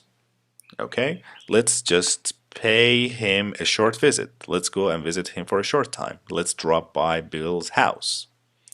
Hi, I was in the neighborhood, so I thought I'd drop by, which means I thought I could just visit you for a short time. So here, drop by means to visit somebody or to pay somebody a short visit. To hang around. This is a very common American actually phrase used every day in different clips, movies, American conversations, which means to spend time idly or to linger. When you spend your time idly, you do nothing, you just linger. This is the meaning of hang around. Sometimes you go out with your friends, there is no purpose, you just go out, maybe go to different places just to have fun, so you are hanging around. For example, we had to hang around the airport for an extra 6 hours because our flight was delayed. Nina's boyfriend Boris is coming over soon. She hopes her parents aren't planning on hanging around the house. Yes. So hanging around means to spend time idly or to linger. To hang out. Hang out. Hang out means to spend time often doing nothing. So hang out we usually come with hang out with means to keep company with someone. You hang out with people usually. For example, Ted spent all of last summer hanging out by his girlfriend's, by his friend's pool, by his friend's pool, which means he spent a lot of time doing nothing there. Kathy and her friends like to hang out at the mall. So they like to just spend time doing nothing at the mall, just to have fun and spend time.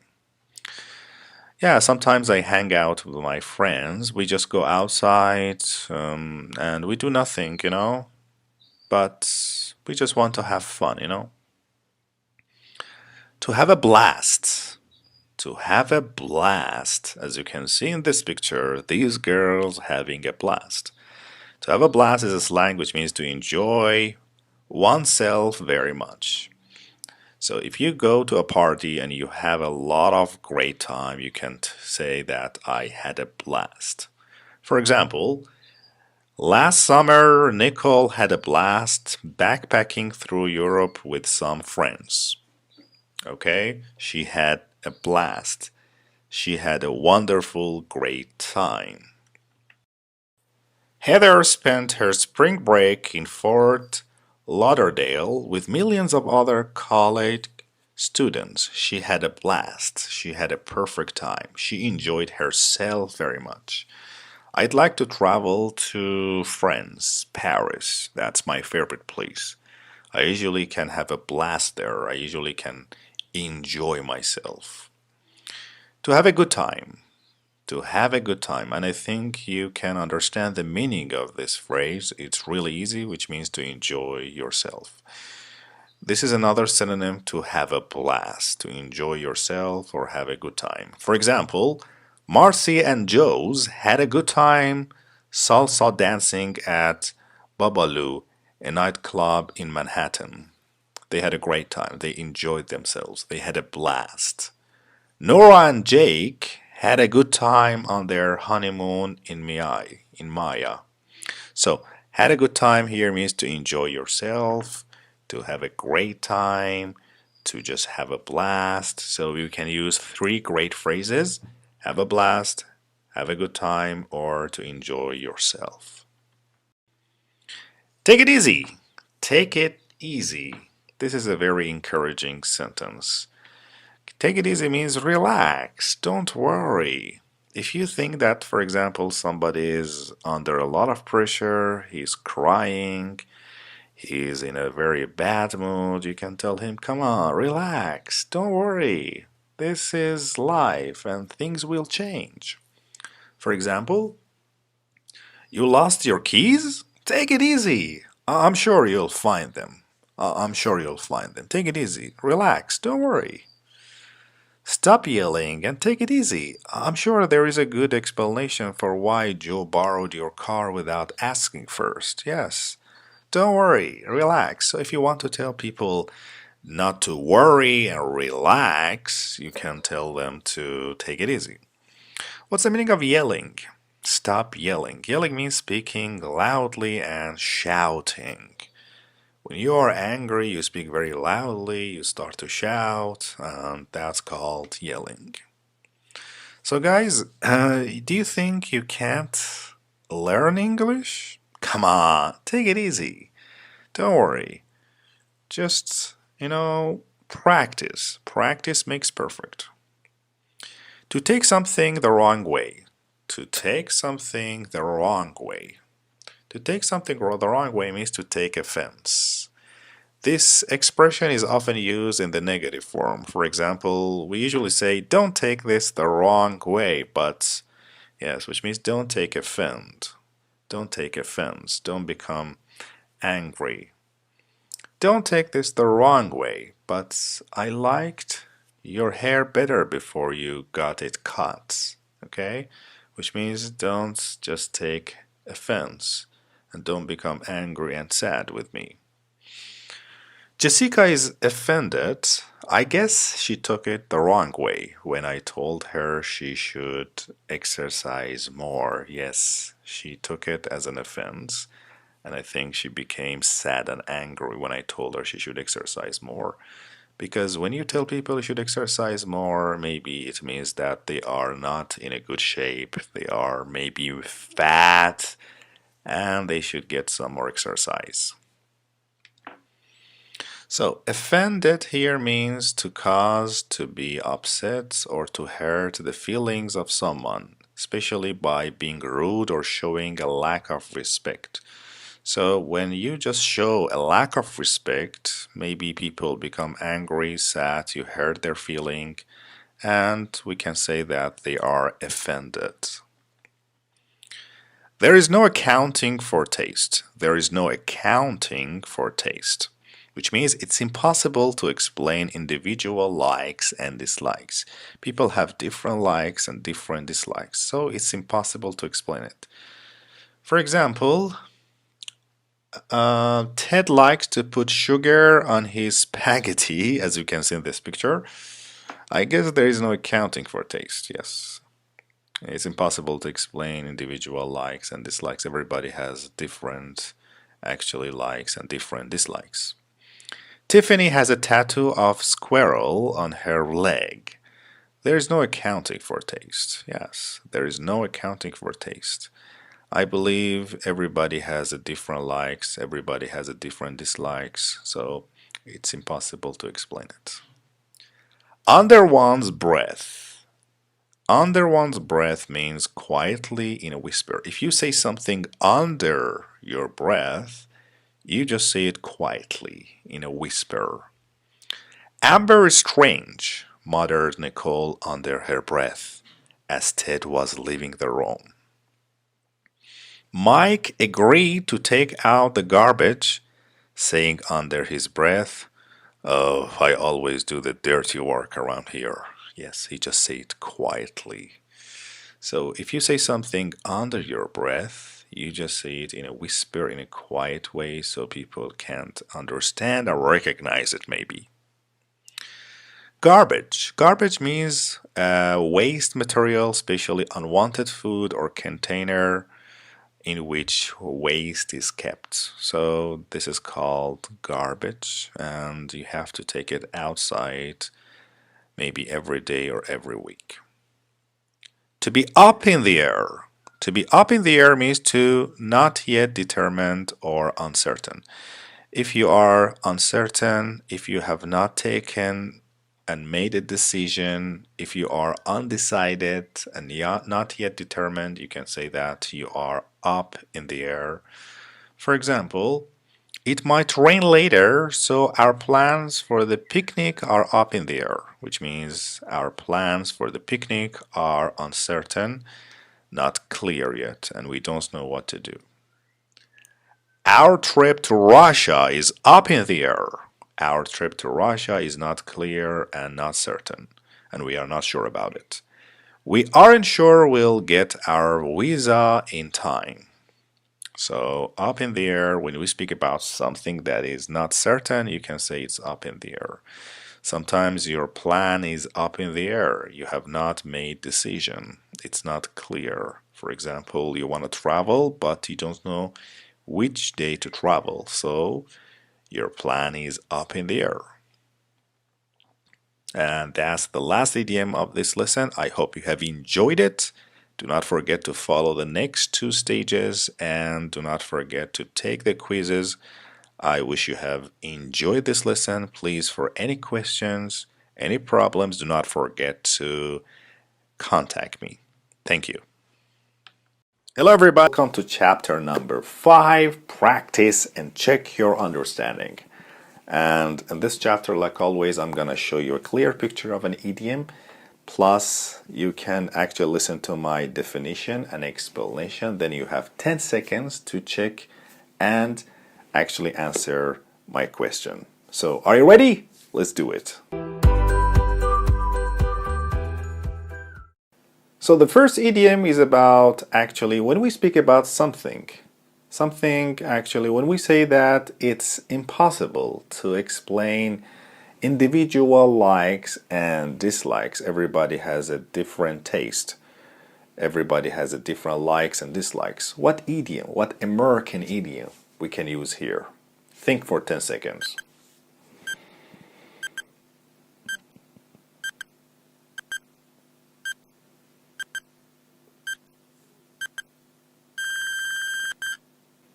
That's right. We say there is no accounting for taste. There is no accounting for taste, which means it's impossible to explain individual likes and dislikes. Idiom number 2. You know, guys, yesterday I went to the party. My friend invited me and I had a really great time. I just really enjoyed the party. So when we speak about me, I really enjoyed the party. What idiom you can use here? Think for 10 seconds.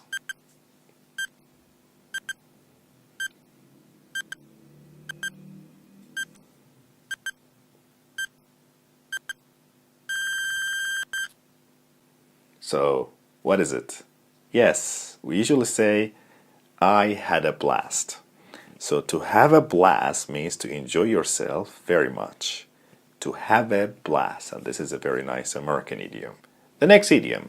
You know, guys, there is a friend, there is a person at work that I don't like. He's a type of person that I don't like. I'm not really interested in his behaviors. So, what idiom you can use to describe this feeling? Can you remember?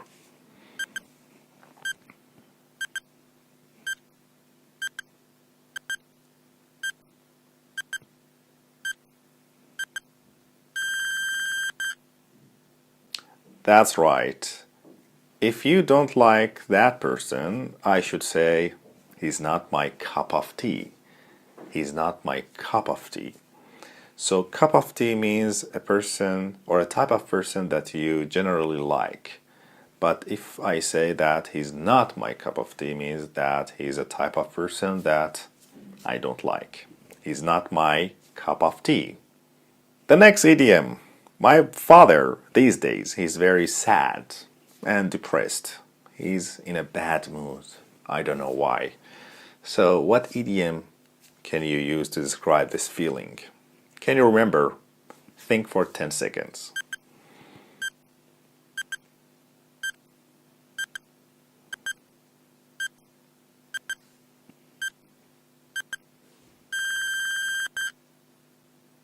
So, what is the idiom? Yes, my father is down in the dumps. Down in the dumps. So if we say that he's down in the dumps, that it means that he's feeling actually really bad and depressed these days. The next idiom. When we guys speak about a situation that is not certain, not clear, and we don't know if that happens or not, what is the idiom we can use for a situation that is not clear? Think for 10 seconds.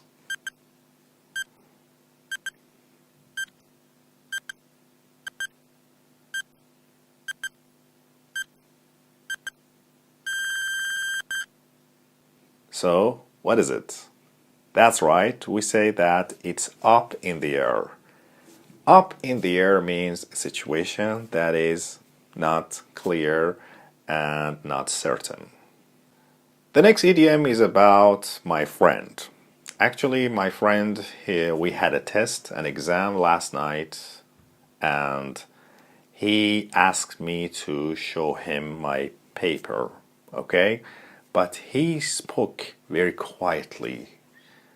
Yes, he spoke very quietly. He told me very quietly. What idiom I can use to actually describe somebody who speaks very quietly?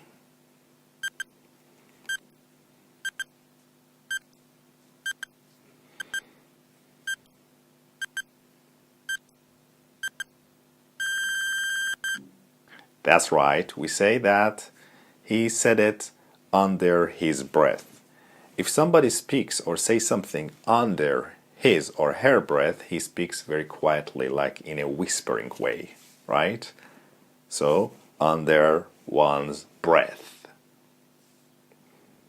Okay, my dear friends, I hope you have enjoyed it and I hope you have answered all of my questions. Please contact me for any problems and questions. Have a great time. Dear friends, how are you doing? I hope everything is going well for you. Welcome to lesson number 6 and stage number 1. As you know, in this lesson we're going to learn many useful, great, interesting, fun idioms and expressions, so I want you to focus and listen to me carefully. There are some pictures for every idiom we teach in this lesson, so you can make connection and understand them. So let's start with the first idiom. To cheer someone up. Cheer someone up. As you can see in this picture, these guys are trying to cheer him up. Cheer someone up means to make someone happy and jolly. So that's the meaning of to make someone happy, and feel jolly. For example, Susan called her friend in the hospital to cheer her up. So guys, here it means that she called her friend in the hospital to make her happy. My father has been depressed for weeks now. I don't know what to do to cheer him up. I don't know what to do to make him happy and jolly. So guys, if you think that your friend or one member of your family is sad or depressed, you should find a way to cheer him up. Maybe you can buy your mother some flowers. Then that's a good way to cheer her up, to make her happy if she is in a bad mood. You can tell somebody to cheer up if they are feeling sad. So we can sometimes use this as one phrase like cheer up, which means that feel better, okay? Become happy. If they are feeling sad, you can use this phrase. Cheer up, come on, feel happy, feel better. To give credit, to give credit. To give credit means to acknowledge somebody's contribution, to recognize a positive trait in somebody, to recognize and understand the positive quality characteristic in somebody. Let me give you two examples. The scientist gave his assistant credit for the discovery, which means that the scientist acknowledged his assistant's contribution and he recognized the positive quality in him. I can't believe you ask your boss for a raise when your company is doing so poorly. I must give you credit for your courage. Yes, I must give you credit for your courage, which means I should acknowledge you for such courage and bravery.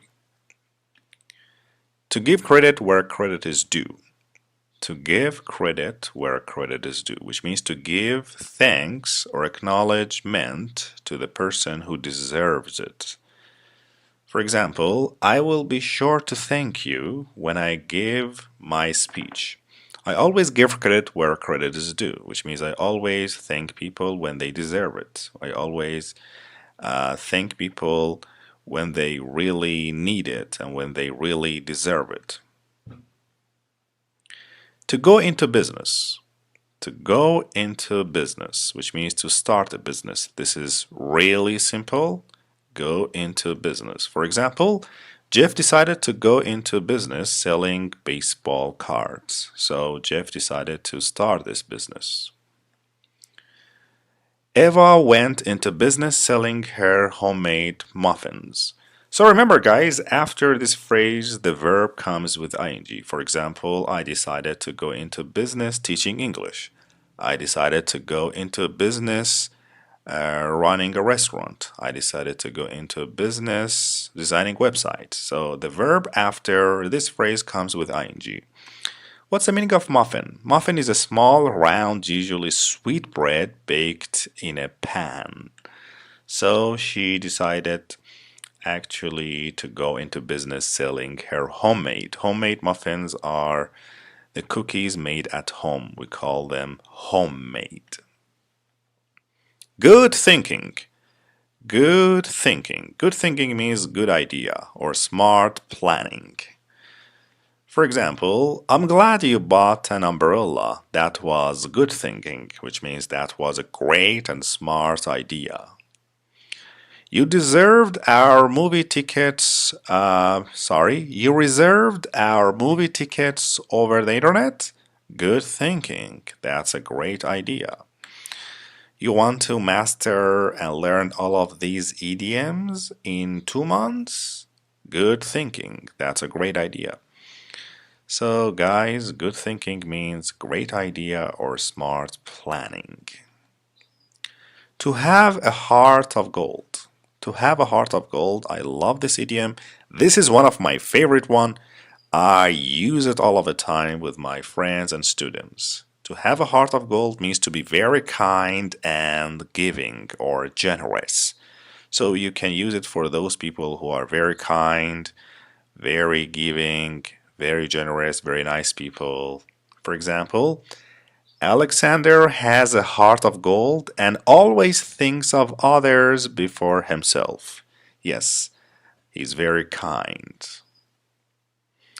You adopted 5 children from a Romanian orphanage. You've got a heart of gold. You are very kind. You are very generous.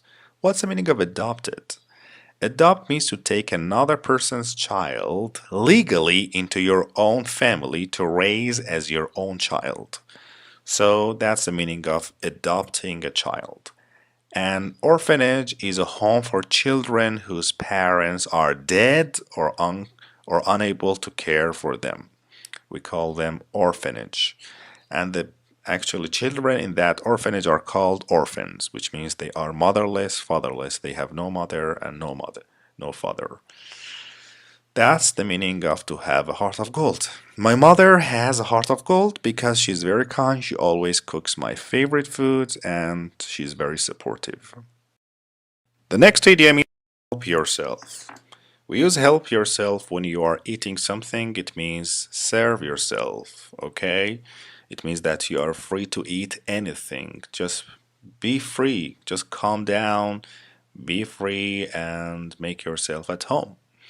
Pay attention to the reflexive form. We usually say help yourself in singular and help yourselves in plural.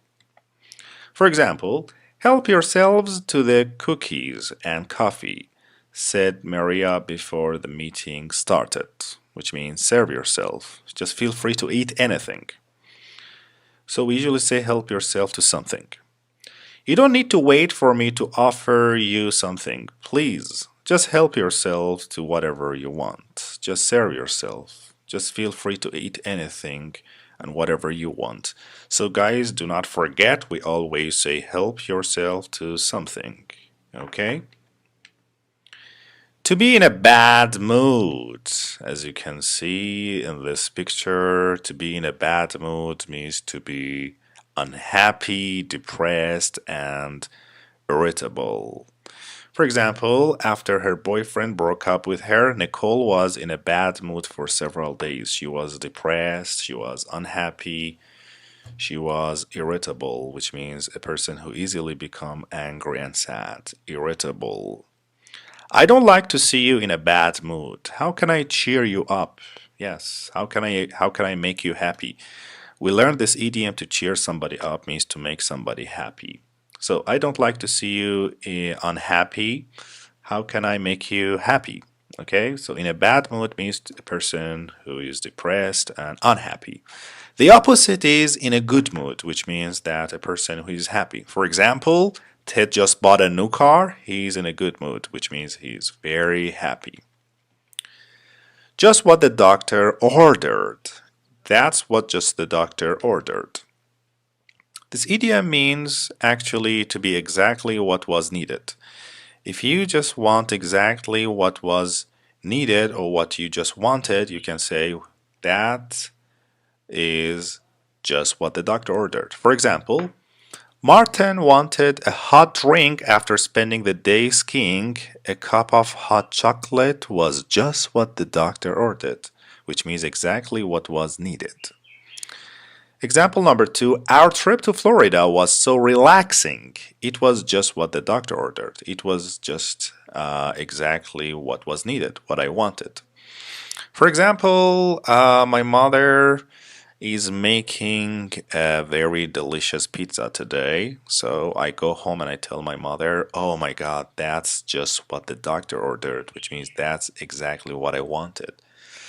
So we can use this idiom when you just exactly want what you wanted.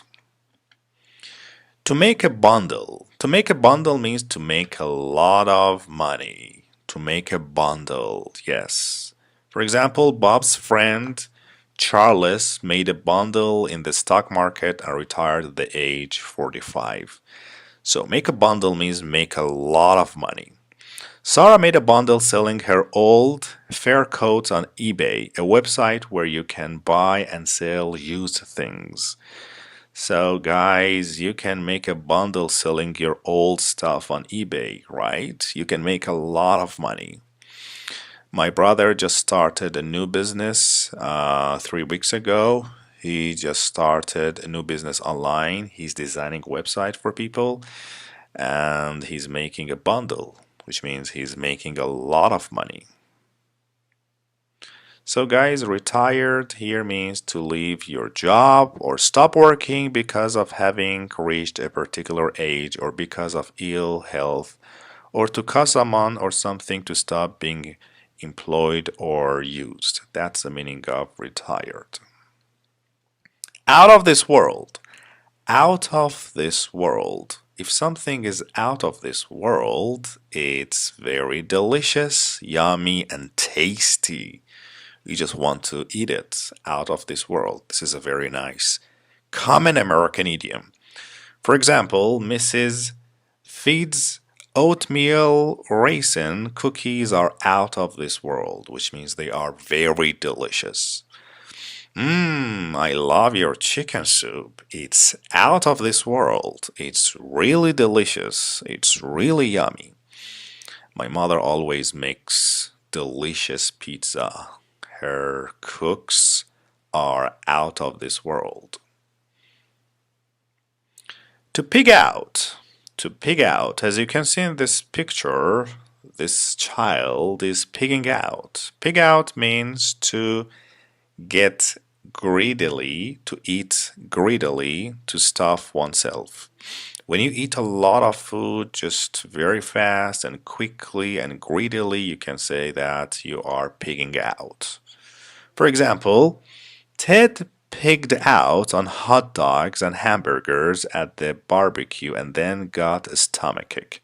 Yes, if you guys pig out, if you eat a lot of food quickly and greedily, maybe you will have and get a stomachache. Nicole stopped pigging out on cookies, or you will never be able to eat your dinner. Yes, if you pig out on cookies, I think you will never be able to eat your dinner. You don't have enough space, or enough room in your stomach for your dinner. So guys, do not pig out. You might add and gain weight, and that's dangerous. Hello everybody, welcome to this part. Practice and check yourself. Like always, we're gonna check your understanding. So guys, I'm gonna show you a picture, a clear picture, and a clear definition of an idiom. So you should think, you have 10 seconds to think, and then you can answer my question. Are you ready? Let's get started. Okay, let's start with the first idiom.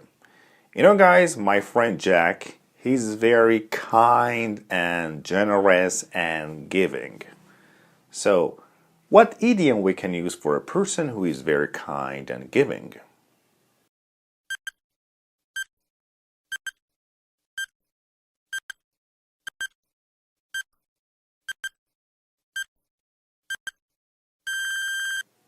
That's right, we usually say, he has a heart of gold.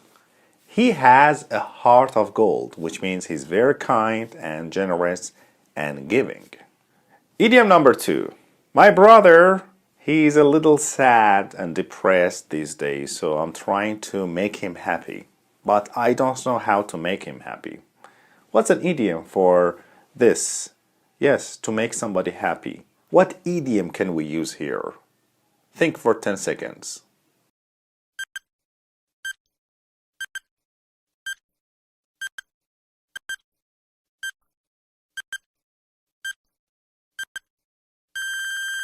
That's right. We usually say, cheer him up. I must cheer him up, which means make him happy. The next idiom. You know, guys, yesterday I was really hungry. And then my brother came in with with many pizzas. He had a box of pizza. So I said, that's exactly what was needed, or that's exactly what I was looking for. So, what idiom we can use here to say that's exactly what was needed? Can you tell me? Think for 10 seconds.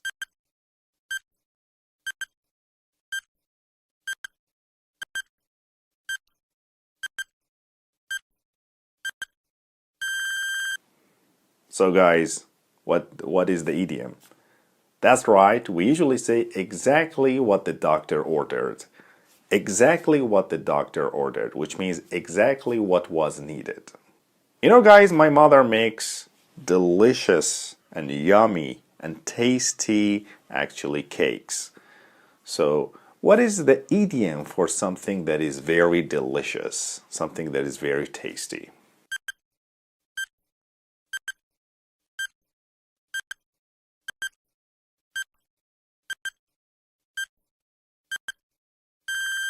So that's right, we say out of this world. Out of this world. Out of this world means something that is very delicious and yummy. You know guys, my friend Max loves hot dogs. So yesterday I bought some hot dogs and he started to eat greedily. He started to stuff himself. So what is the idiom for a person who eats greedily, quickly, a person who just wants to stuff himself. Can you remember?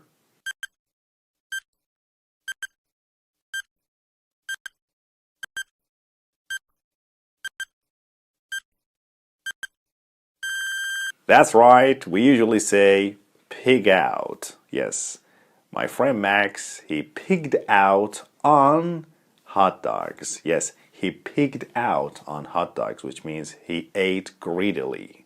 You know, guys, I sometimes feel a little nervous before I give a speech in front of 100 or 1000 persons. Yes, I feel a little bit nervous. What is the idiom for a person who feels nervous? Can you remember? We studied this idiom in this lesson.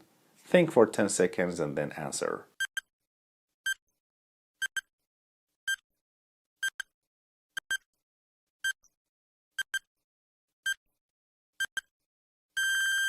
That's right, we say, I am on edge. Or sometimes we say, I feel on edge.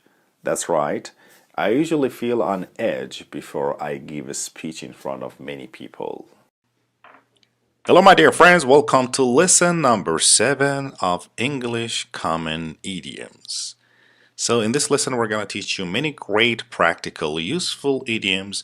I just want you to listen to me carefully. I just want you to master these idioms. Remember, repetition is the best way to remember these idioms for a long time. You can always make connections between pictures and the idioms. So, are you ready? Let's get started. The first idiom of lesson number 7 is bright and early. Bright and early. A very common American idiom used in everyday life. Bright and early, as you can see in this picture, means bright and early. So a person who wakes up early in the morning, we just say that you are bright and early. Or there is another synonym, at the crack of dawn. At the crack of dawn. So when we speak about those people who wake up early in the morning, they are very active in the morning, we can say that they are bright and early, which means that they are early in the morning and they have a lot of energy. So sometimes I'm not bright and early. I'm not a morning person, guys, but I should practice. Let me give you examples. Our flight to Berlin leaves at 7 a.m. tomorrow. So we'll have to get up bright and early, which means we have to get up early in the morning. We have lots of cookies to bake, so we'll have to start bright and early tomorrow, which means we have to wake up early in the morning with a lot of energy. So guys, take this suggestion from me. If you want to be successful in your life, you have to get up bright and early. You should be bright and early. That's really, really important. Next idiom is crash course. Crash course. You probably have not heard this one before, but it's a very common one. Crash course means a short and intensive instruction and teaching. When you give somebody a teaching, when you teach somebody about something which is very short and intensive, we call it crash course. Let's learn this idiom in different examples. Yesterday, Joan's son sat down with her for a couple of hours and gave her a crash course on using the internet. So we usually give somebody a crash course on something. For example, my friend Jack, he wanted to learn English, so I gave him a crash course on speaking English. Rachel had a date on Friday night with an auto mechanic. He gave her a crash course on changing her oil. So, here, date, as I told you before, means a romantic meeting or a romantic, actually, event. So, Rachel had this romantic event or romantic meeting on Friday night with a mechanic. So that's the meaning of crash course, a short and intensive teaching and instruction Do not forget it. Try to understand it and try to use it in your everyday life. Fat chance. Just try to focus and try to understand what that means. So chance that is fat. So what does it mean? So a chance that is fat, so we can say that maybe that chance is fat. It can't walk fast. So maybe that's not going to happen. So a fat chance means definitely and certainly not. When we speak about something that is impossible and definitely not, we can say that's a fat chance.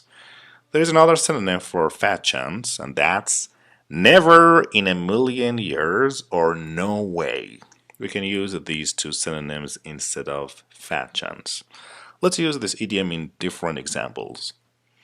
The boys at school are always laughing at Donna. Will she be invited to the school dance? Fat chance, which means no way, never, that's not gonna happen, definitely not. You want to borrow my new car and drive it across the country? Come on, fat chance, which means definitely not. That's not gonna happen, no way. So when we want to speak about something that will never happen, we can say fat chance. You want to learn English in 3 days? Fat chance, definitely not. You see, this is a very common idiom. It's one of my favorites. I think it's one of your favorites too. Try to understand it and try to use it in your English, guys. To give a shot. To give a shot. To give a shot means to try something. It's a very nice slang, very common, and native English and American people use it a lot. To give a shot. We can also say to give it one's best shot. To give it one's best shot, which means to try as hard as one can. For example, I know you are nervous about the interview. Just give it your best shot. Just try it. Just do your best. Just give it your best shot. So let's use this idiom in two different examples. I've never tried to make wine in my bathtub before, but perhaps I'll give it a shot, which means perhaps or probably I will try it. You can't open that jar? Let me give it a shot, which means let me try it. So to give it a shot means to try it, or to give something a shot means to try something. Happy camper. Happy camper. This is a very nice phrase we can use for those people who are happy. So happy camper is a slang which means a happy person, a satisfied participant. Happy camper. This expression is usually used in the negative way. For example, we usually say not a happy camper. She's not a happy camper, which means she's not a actually satisfied person. When Linda's passport was stolen in Florence, she was not a happy camper. She was not happy person. Steve is taking 5 difficult courses this semester. He's not a happy camper. He's not completely satisfied, I think, with this course, with this university maybe.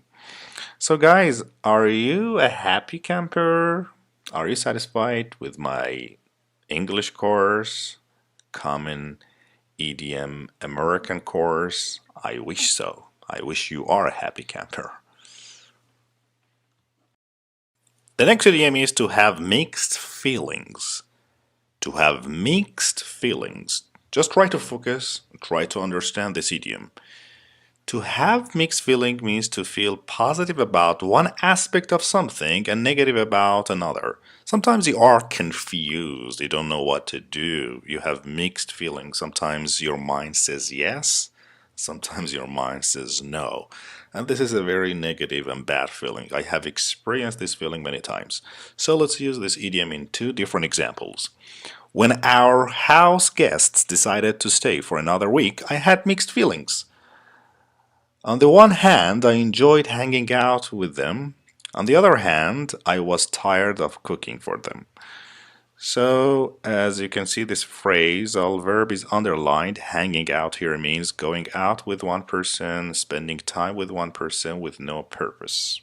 And we have studied this idiom before. I have mixed feelings about the president of our company. He's good with the clients, but he's nasty to his employees. So here means that sometimes I feel good, sometimes I feel bad about this guy.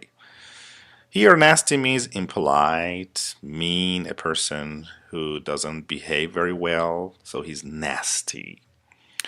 So, guys, if you have mixed feelings, you'd better maybe take an advice from an experienced person.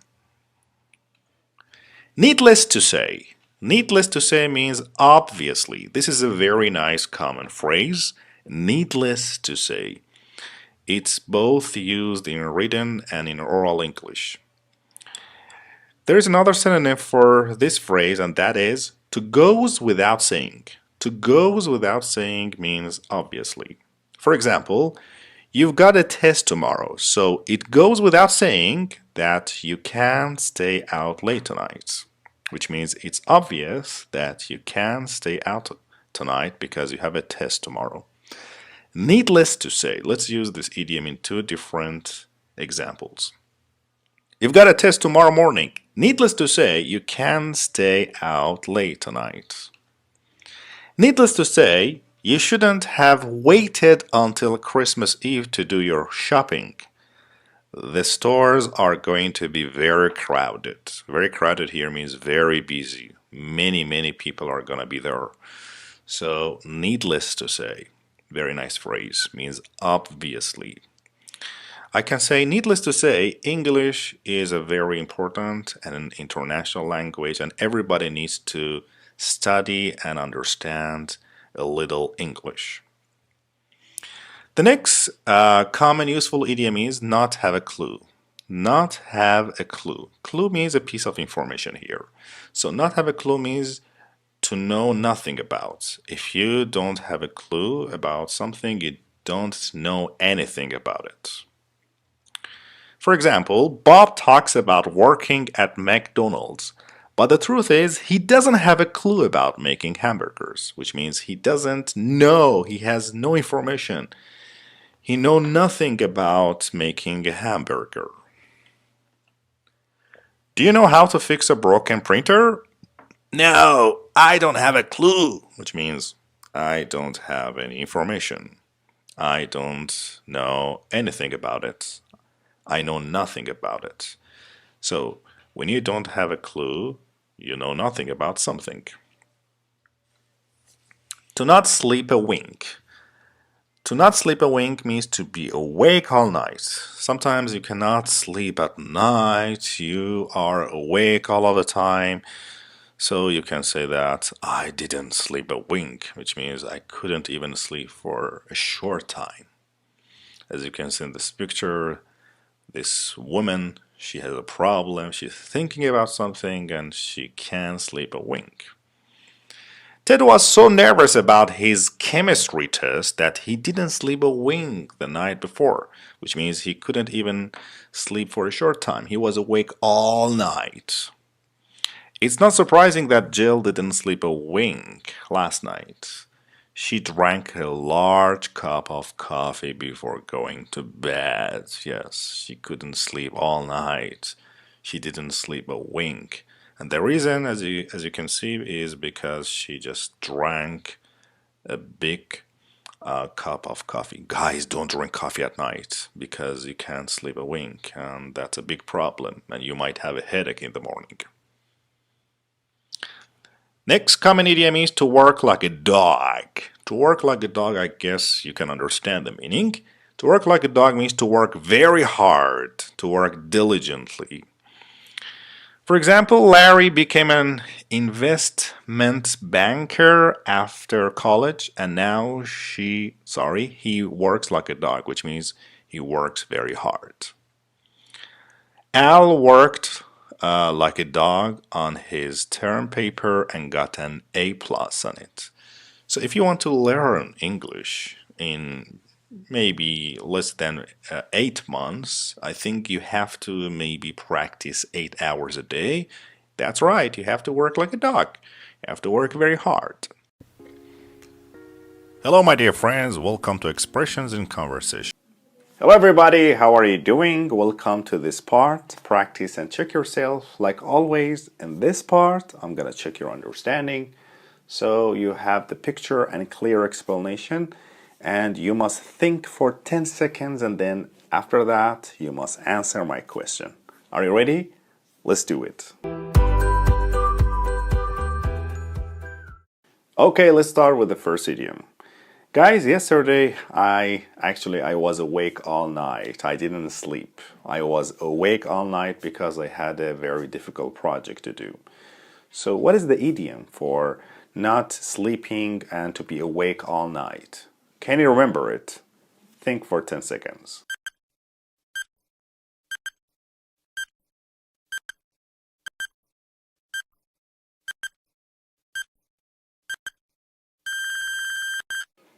That's right. We usually say, I didn't sleep a wink.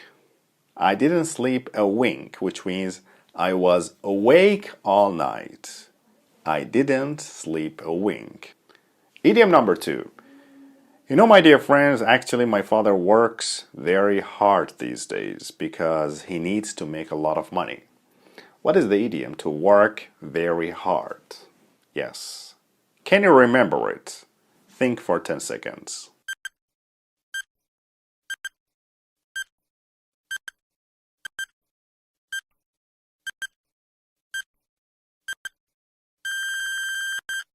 So what is it? Yes, we usually say to work like a dog. To work like a dog means to work very, very hard. Idiom number 3. You know, my brother asked me to fix the computer, but I don't have any information about fixing computers.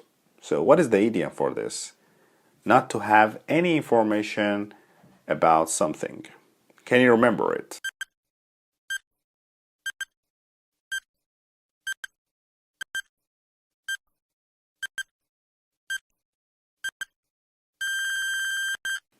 That's right. I usually say, I don't have a clue about fixing computers.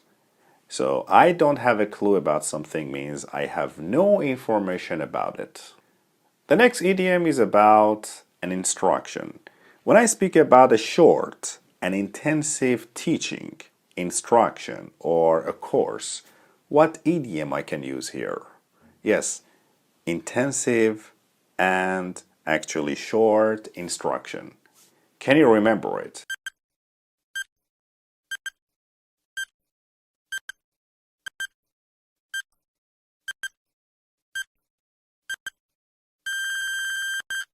That's right. We usually say crash course. Crash course, which means a short and intensive teaching and instruction. My brother has to get up early in the morning. So what is the idiom to get up early in the morning? That's very easy. Just think. We studied this idiom in this lesson. Can you remember it?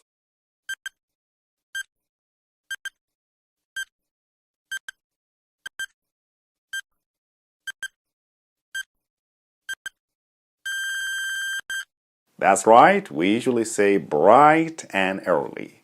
Bright and early, which means to wake up early in the morning. So bright and early means early in the morning. My dear friends, how is everything? I hope things are going well for you. Welcome to lesson number 8 of Common American Idioms. Like always, we're going to teach you many great useful idioms. I want you to master all of these idioms and use them in your everyday life. But do not forget to take all of the stages. There is a stage called actually quiz at the end. In this quiz, there are lots of questions, so you can check yourself and see if you can still remember and understand these idioms. So let's start with the first stage, lesson number 8. Let's start with the first idiom of lesson number 8. And that is to beat around the bush. beat around the bush. As you can see, this monkey in this picture beating around the bush. So this is called beating. Beat around the bush means to talk around the subject, to avoid getting to the point. So when you beat around the bush, guys, you don't just pay attention to the main point. You speak about something else, and sometimes you are just wasting time. For example, Kara beat around the bush for an hour, then finally told us she needed a ride to Kennedy Airport. Here, a ride means a journey made on horseback, on a bicycle, motorcycle, or on a vehicle. So this is called a ride. So here, Kara, she was beating around the bush. She was talking around the subject. She was not talking about the subject. Maybe she was shy, or she couldn't actually express herself, maybe. If you want something, tell me. Don't beat around the bush. Yes. If you want something, just tell me. Don't avoid getting to the point. Don't speak about something else. Don't beat around the bush.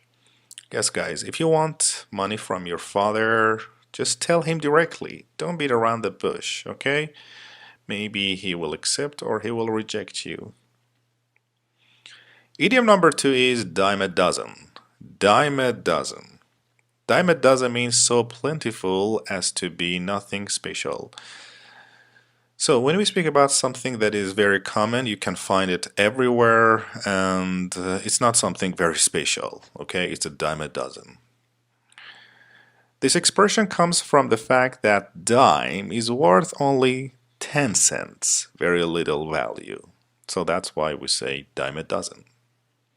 Let me give you some examples. Reality TV shows are a dime a dozen these days, which means they are very common these days, and you can just, watch them on different channels.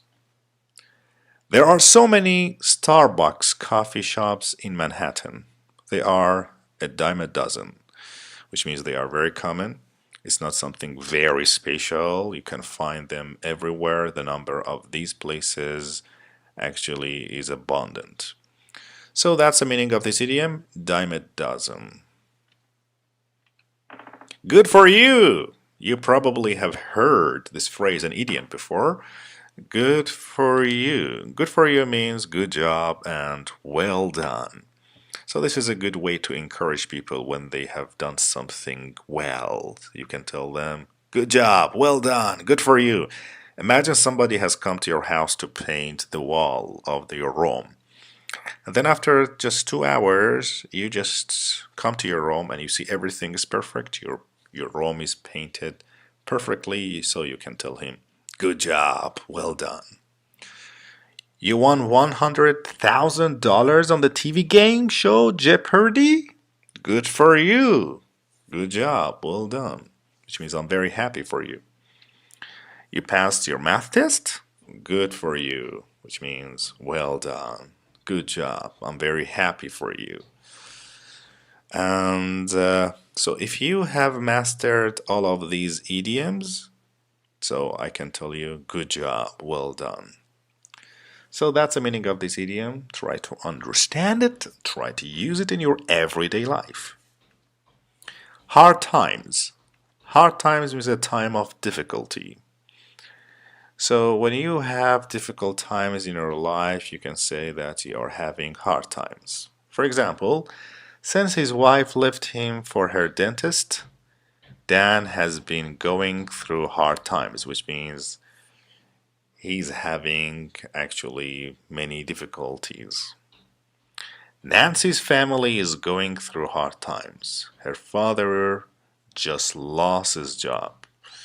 So she's going through hard time, means she's having difficult moments, difficult events in her life. So guys, sometimes I guess life is not always easy. Sometimes you have to go through hard times. Sometimes you have to face and experience these difficult moments in your life. To be in a good spirit. If you are in a good spirit, you are happy, you are in a good mood. For example, after she won the tennis tournament, Elizabeth was in a good mood. Tournament, as I said before, is a series of contests between a number of competitors who compete for an overall prize.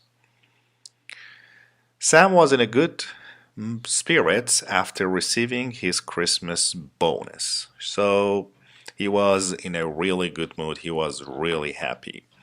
Bonus here means an amount of money added to wages on a seasonal basis, especially as a reward for good performance and hard work.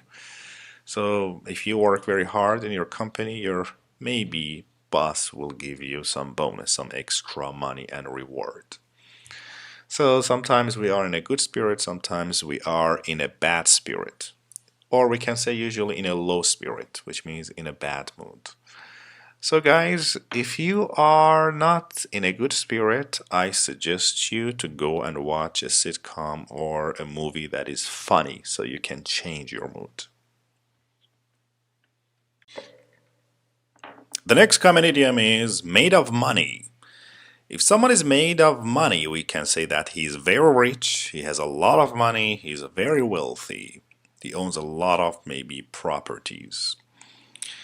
So there are other synonyms for this idiom, and that's loaded, rolling in dough to have money to burn. So we can say, for example, this guy is loaded, or my father is rolling in dough, or my brother actually has money to burn, which means that he's very rich. He has a lot of money. He doesn't know what to do with all of this money. I wish I was made of money, or I wish my father was made of money, but unfortunately he's not, and I have to work like a dog these days to make some money. My neighbor is remodeling his house to look like Versailles. He doesn't have good taste, but he certainly is made of money.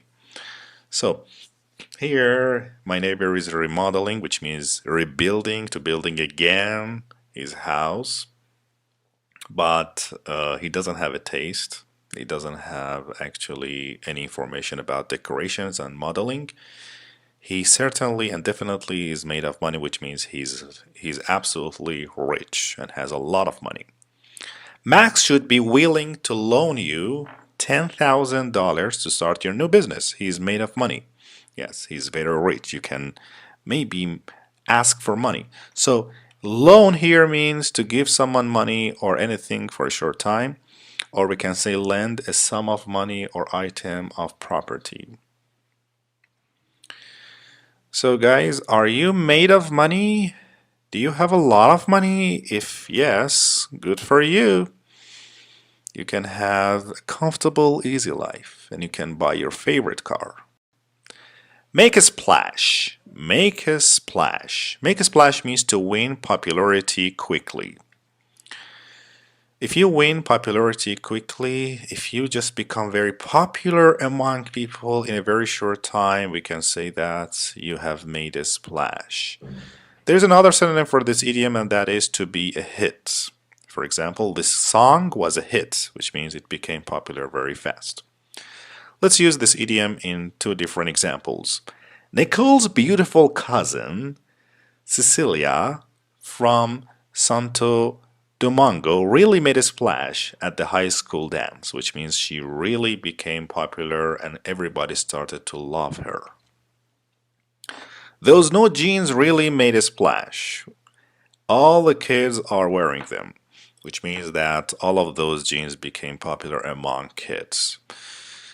So yes, I think something should be very made of high quality if it wants to become popular and make a splash in a short time. A new song from Eminem, I can't remember it, but it was a hit. It made a splash. Everybody actually started to listen to it, everybody started to love it. The next common idiom is to pay someone back. I think it's very clear and you can understand this. To pay someone back means to repay a loan or debt. When you just ask for money, you have to pay it back, right? You have to repay the loan or debt. Payback also means to get revenge. This is the second meaning of payback. For example, I know you are the one who stole my car, and one day I'll think of a way to pay you back, which means to take a revenge or to get a revenge. So let's use this idiom pay someone back in two different examples. Nicole paid her friend back the $10 she borrowed. You can borrow $50, but don't forget to pay me back. So you should give me back the money. Borrow here, as you know, means to take money from somebody for a short time, then you have to return it later. So that's the idiom of this part. Pay someone back. Next common idiom is pipe dream. Pipe dream. Pipe dream means unrealistic hope. Unrealistic hope or a wish that is not realistic and may not come true. So, for example, Susan would like to move to New Zealand and write romance novels, but she knows that's just a pipe dream. She knows that's not real. That's unrealistic hope. That wish will never come true, maybe. You want to become a famous actor on Broadway? That sounds like a pipe dream. That sounds like a maybe irrational point, something that is not realistic, unrealistic hope. So that's the meaning of this idiom, pipe dream. You want to learn English in 3 weeks? That's a pipe dream, which means it's impossible. It's not going to happen. To shell out. To shell out means to pay, often more than one would like. When you pay more than actually you'd like, you can say that you shell out. Sometimes you have to pay more money than you'd like, but you are forced. For example, Bob shelled out $5,000 for Nicole's piano lessons before she decided she'd rather play the flute. That's really bad, which means he paid a lot of money, more money than he wanted. How much am I going to have to shell out to get 2 tickets to the Rolling Stones concert? So it means how much money I have to pay, which is often more than one would like. For example, I have to shell out maybe $5,000 if I want to buy this laptop. I need it for my job and I have to pay it. The next common idiom is to take something by storm. To take something by storm means to win popularity quickly. To take something by storm. For example, the play The Producers really took the New York by storm, which means it really became popular in New York. That new restaurant really took Chicago by storm, which means it became really, really popular and famous in Chicago, and everybody in Chicago started to go to that restaurant. So that's the meaning of this idiom. That's or those are the breaks. Those are the breaks. Those are the breaks means when something bad happens and you can't do anything about it. So sometimes bad things happen in your life and you cannot control it, okay? And you have to accept it. So in these situations you can say that's or those are the breaks. For example, by the time we got to the theater, the new Harry Potter movie was already sold out. So, oh well, that's the breaks, which means that's it and we cannot do anything about it. Sold out here means having all available tickets or accommodations sold completely and there is nothing left.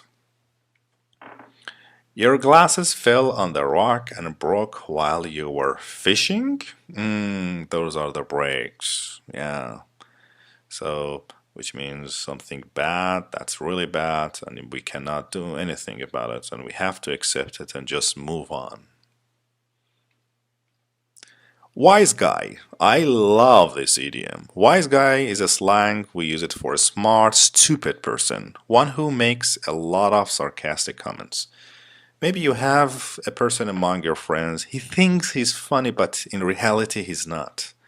And he's just trying to make some funny comments and jokes, and you can tell him he's a wise guy, or sometimes we can say a wise ass, which is a little rude, or smart ass. For example, when Mrs. Lee asked Joey what he wanted to be when he grew up, he said an adult. She told him not to be such a wise ass. That clerk in the video store is a real wise ass. He's always making nasty comments about the customers. Yeah, wise asses and wise guys are not really popular among people because they are making some nasty, some not funny jokes. Okay, that's it. Hello. Hello, my dear friends. How are you doing? Welcome to this part. Practice and check yourself. And in this part, like always, so you have 10 seconds to actually think about my explanation, and you have the time to look at this picture I give you. Then you can guess the right answer. Are you ready? Let's do it.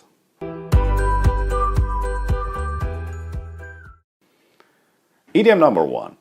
You know, my guys, my father bought a new car, but he paid more than he liked.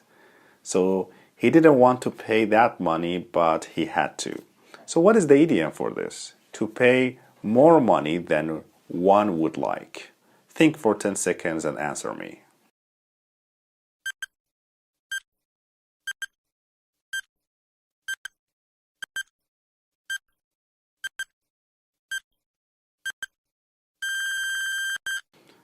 That's right, we usually say, my father shelled out. To shell out means to pay more money than one would like.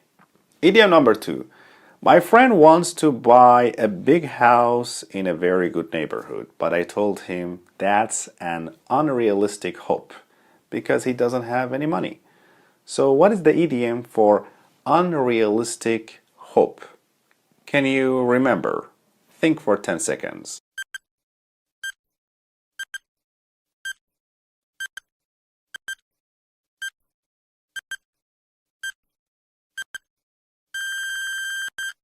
That's right, we usually say a pipe dream. Pipe dream is an unrealistic hope. The next idiom. Guys, what is the idiom for a person who is very rich? A person who has a lot of money. Can you remember?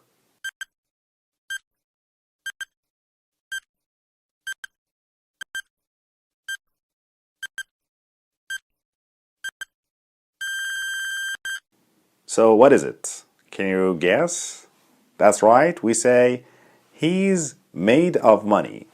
Made of money means a person who is very rich, a person who has a lot of money. You know, guys, these days my mother is very happy and she is actually in a good mood because she got accepted in a very good university. So what is the idiom for a person who is very happy and satisfied? Can you remember?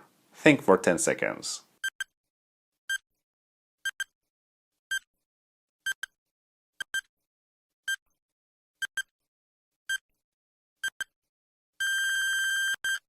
So what is it? That's right, we say my mother is in good spirits. A person who is in good spirits is very happy and satisfied. The other days I asked my friend a question, but he didn't answer it. He started to actually, talk around the topic. He started to avoid getting to the point. So what is the idiom for this? Avoid getting to the right point. Can you remember? Think for 10 seconds.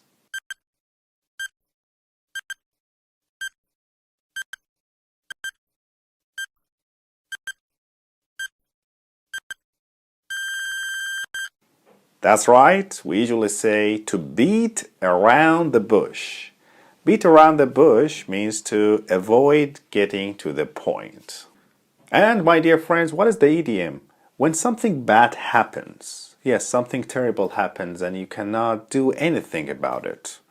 What can you say here? What idiom you can use here?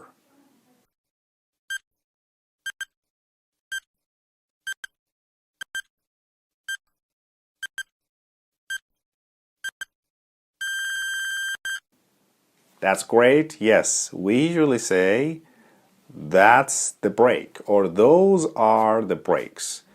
That's the break means, that's a terrible thing happened and we cannot change it. We cannot do anything about it.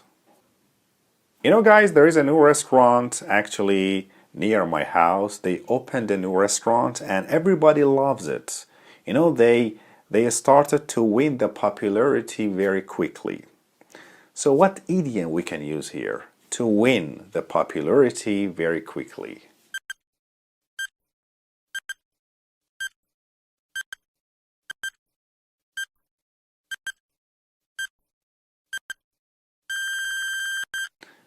That's right, we say to take something by storm. So the new restaurant took the people, the neighborhood by storm, which means everybody started to go there and everybody started to eat there. Everybody, how are you doing? This is Mr. Rabi, your English teacher, and I hope you have enjoyed this course. So far, we have mastered and learned many great common American idioms. Do not forget to use them. Do not forget to review them if you still can't understand them. So, welcome to lesson number 9. So, are you guys ready to learn many nice practical idioms and expressions? If yes, let's get started. We're going to start with the first idiom, and that is brown noser. Brown noser. This is a very common American slang and used too much. Brown noser. As you can see in this picture, this guy in blue t-shirt, blue shirt is brown noser. Brown noser is a person who is constantly trying to win favor with people above them, such as teachers or bosses. Okay, so brown noser is a person who always tries to be good with teachers in order to actually get maybe better score, better grades. We call him or her brown noser. And that's a negative, actually, phrase. For example, Lauren is such a brown noser. She's always telling her teacher how much she enjoys class. So she's always trying to be good with teachers because she wants to maybe get, some good grades in the class. Dennis brought the bus lunch today.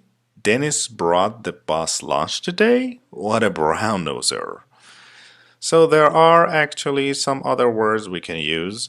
You will also see the verb form of this expression, to brown nose. So it's a verb, brown nose. For example, Dennis is always brown nosing the boss, but I still don't think he's going to get a promotion. As you can see in this example, he's always trying to be good with the boss. Actually, he's trying to fake it. It's not real in order to get a promotion, to get a rise in his job. So guys, do not be a brown noser.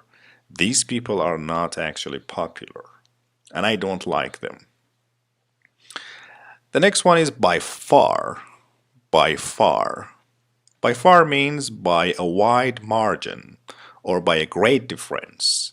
By a great difference. For example, some people think Tom Hanks is by far, by a great difference, the best actor in America today. Mediterranean Grill is by far the best restaurant in town. No wonder it's so hard to get a reservation there. So here it means that this restaurant is by a great difference the best restaurant in town. So it means that there is no restaurant like that, and it's the best and the greatest restaurant in that place. There are some other synonyms for this phrase. We can say by a long shot, or far and away, or hands down. Full of oneself. Full of oneself. As you can see in this picture, this guy is full of himself, which means he thinks he's too much of himself. A person who is a little bit proud, selfish, a person who thinks that's very important. So in these situations, you can say that he is full of himself.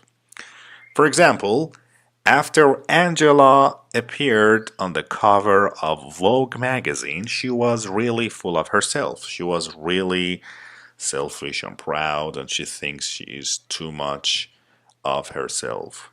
She's a really important person, maybe.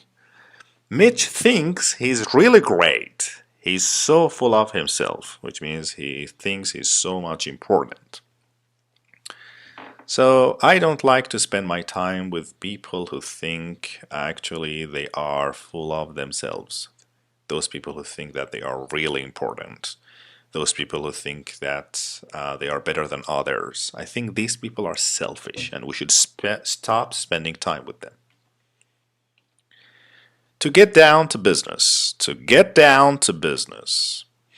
As you can see, this guy is telling us to get down to business. To get down to business means to get serious about a task. To become very serious about a task or a job and stop joking, maybe. For example, the book club members spent the first 2 hours of their meeting eating and drinking before finally getting down to business.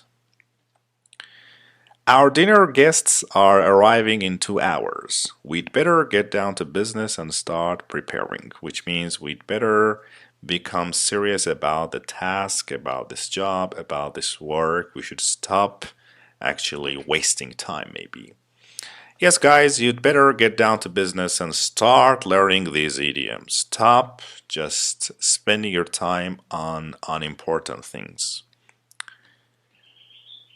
To get or to have under one's belt. If you get or have something under your belt, it means to have or get experience. For example, Kristen had 3 years of working for a large law firm under her belt. So it means that she had 3 years of working and this experience under her belt before leaving to start her own firm. Firm here means a small company. Ernie needs to get an MBA under his belt to get the job he wants. So guys, here means that he needs to get this experience before actually get his job, his favorite job. So to get something or to have something under your belt means that you have that experience. For example, I have 15 years of teaching under my belt, which means I have an experience of teaching English for 15 years. That's what it means. And this is a very common idiom. To give someone a run for one's money. To give someone a run for one's money. If you give someone a run for their money, it means that to be a strong competition. To be as good at something as someone who is extremely good at. For example, we lost the soccer tournament, but we certainly gave the girls from Stanford High School a run for their money. Tina is a good tennis player and always gives me a run for my money, which means that she's always a strong competition for me. Common and practical useful idiom is to give someone the cold shoulder. Guys, if you give someone the cold shoulder, actually you are cold to someone on purpose, to snub someone. Sometimes on purpose you don't pay attention to someone. Intentionally you don't like to pay attention to someone, to focus. So in these situations we can say that you give that person the cold shoulders. When Lisa saw Amber at the mall, she didn't even stop to talk to her. She really gave her the cold shoulder, which means she really ignored her. She just didn't pay attention to her, and that was intentionally. I can't understand why Joe would give you the cold shoulder. I thought you two were good friends. Yes, I can't understand why Joe is ignoring you. I thought you two were good friends. So guys, one of my friends, he just said something bad to me, and the next day I didn't talk to him. When I saw him, I just gave him the cold shoulder. I just ignored him. I know that's impolite behavior, but I don't like to talk to him. He always, treats me badly. So I think you should give people the cold shoulder if they disrespect you sometimes. The synonym for to give someone the cold shoulder, we can say to blow someone off. To blow someone off. For example, Amber can't understand why Lisa blew her off at the mall, which means gave her the cold shoulder or ignored her. That's another nice phrasal verb, to blow someone off, which means to give someone the cold shoulder, to ignore someone. To not give someone the time of the day. To not give someone the time of the day here means to ignore someone. This is another synonym actually for the idiom to give someone the cold shoulder. So if you don't give someone the time of the day, you ignore them, you refuse to pay attention to them. For example, Sandra never gave me the time of the day back in the college, but now she calls me all the time for advice. So here means she didn't actually, she always ignored me back in the college, but now she's calling me. Why don't you find a new stockbroker? Yours is always so busy. She barely gives you the time of the day. She hardly pays attention to you. So stockbroker here, guys, means a person or company that buys and sells investments for other people. We call them stockbroker. The next common idiom is goody goody. I love the pronunciation of this one. Goody goody. Goody goody means self-righteously or smugly good. Someone who is too ready to behave in a way intended to please people in authority. So we call them goody goody. So these people are hated and not very popular, actually. Goody goodies usually sit in the front row and smile at the teacher during the class. Yes. So they are not actually real good with people. They are trying to fake that they are great and good with people, and they are trying to satisfy these people. Samantha is a real goody goody. She always offers to erase the blackboard at the end of the class. There are actually two synonyms for a goody goody. We can say goody two shoes or teacher's pet. Teacher's pet, as you know, is a person in the class who's always trying to be good and behave well with the teacher in order to get something, in order to get better grades. Goody goody. It's a deal. It's a deal means I agree to be proposal or offer. So when there is a proposal or offer and you say that you agree, you can say it's a deal. For example, you'll make dinner every night for a month if I help you with your homework? Okay, it's a deal, which means I agree. This is an informal way to say I agree. If you rake up all the leaves in front of the house, I'll do the dishes. It's a deal. And the other person says it's a deal, which means I agree. Rake here, guys, this is a rake. The rake is a tool we use to collect the leaves from the ground. So rake here means to use a rake to make earth level or to collect leaves. The next common idiom is to kid around. Kid around means to joke around or to tease. So, for example, Jeremy loves to kid around, which means she's always joking, she's not serious. Jeremy loves to kid around, so don't be offended by anything he says. Offended means actually when your feelings are hurt, you are offended. While they were kidding around, Tim accidentally poked Rob in the eyes. He had to be rushed to the emergency room of the hospital. So when you poke your finger, it means you put your finger into somebody's eyes. So he had to be rushed. Rush means hurry to the emergency room of the hospital. You will often hear this in the negative way, not kidding around. Stop kidding around. which means to take something very seriously. For example, the White House is not kidding around with airport security, which means they are very serious and they take everything very seriously. Stop kidding around and speak English in the class. Yes. Some of my students in my class, they speak other languages and they think that they are joking with me. Sometimes I tell them, stop kidding around and get serious and listen to me. You are here to learn English. To talk into. To talk into means to persuade, to convince somebody to do something. Talk somebody into something. For example, Chris didn't want to jump out of the plane, but Aaron talked him into it, which means persuaded him. So we always talk somebody into doing something. Or for example, stop trying to talk me into going to the dance club on Saturday night. I already decided that I'm going to Maria's party instead.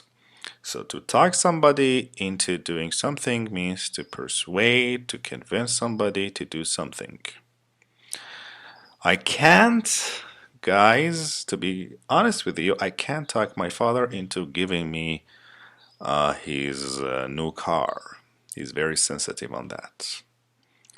You scratch my back, I'll scratch yours. This is one of my favorite idioms, and I use it a lot. Which means if you do me a favor, if you help me, I'll do you a favor and I'll help you.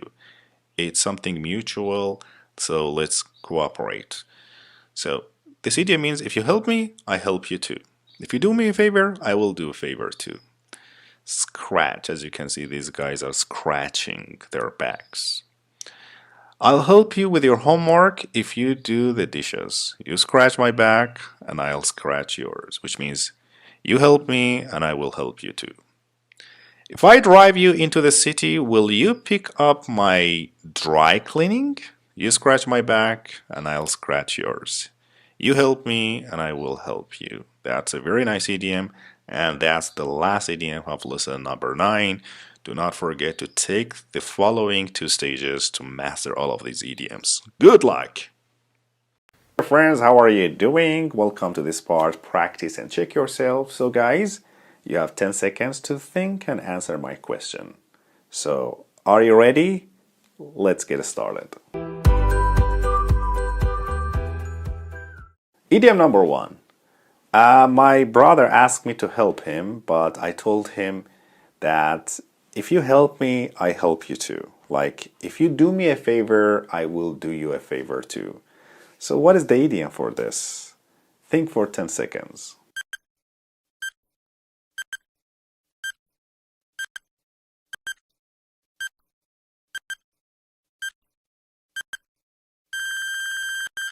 So what is it? That's right, we usually say, you scratch my back and I will scratch yours. You scratch my back and I will scratch yours, which means you do me a favor, you help me, and I will do you a favor too. Idiom number 2. You know guys, I can never actually persuade my father to buy me a new car. I can't persuade him. So what is the idiom to persuade somebody to do something for you? Can you remember it?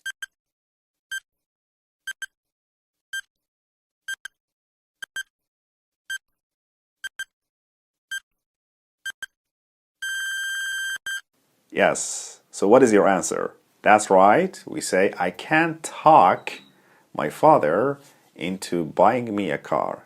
So to talk somebody into doing something, which means to persuade or convince him to do something for you. The next idiom.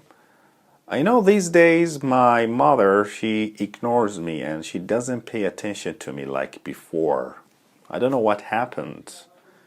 Okay? So what is the idiom here? To ignore somebody or not to pay attention to somebody. Can you remember it?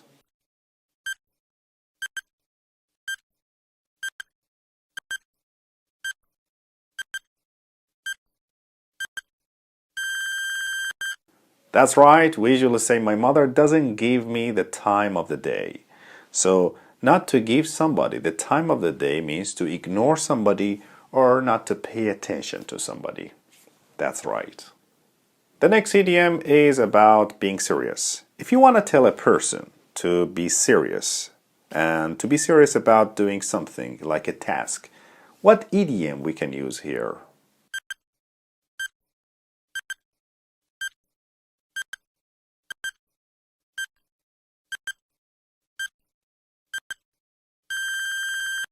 That's right, we usually tell people, get down to business.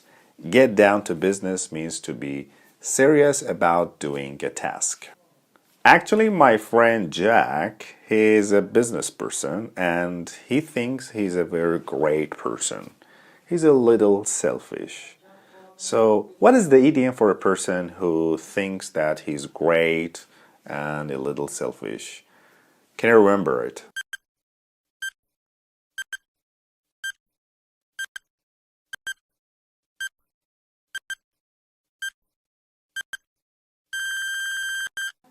That's right, we usually say he is so full of himself. To be full of oneself means to be actually selfish or a person who thinks that he is greater than others. Full of oneself. If you want to fix your computer, you can depend on my brother. So, what is the idiom for this? Yes, to depend on somebody to do something for you. Can you remember this idiom?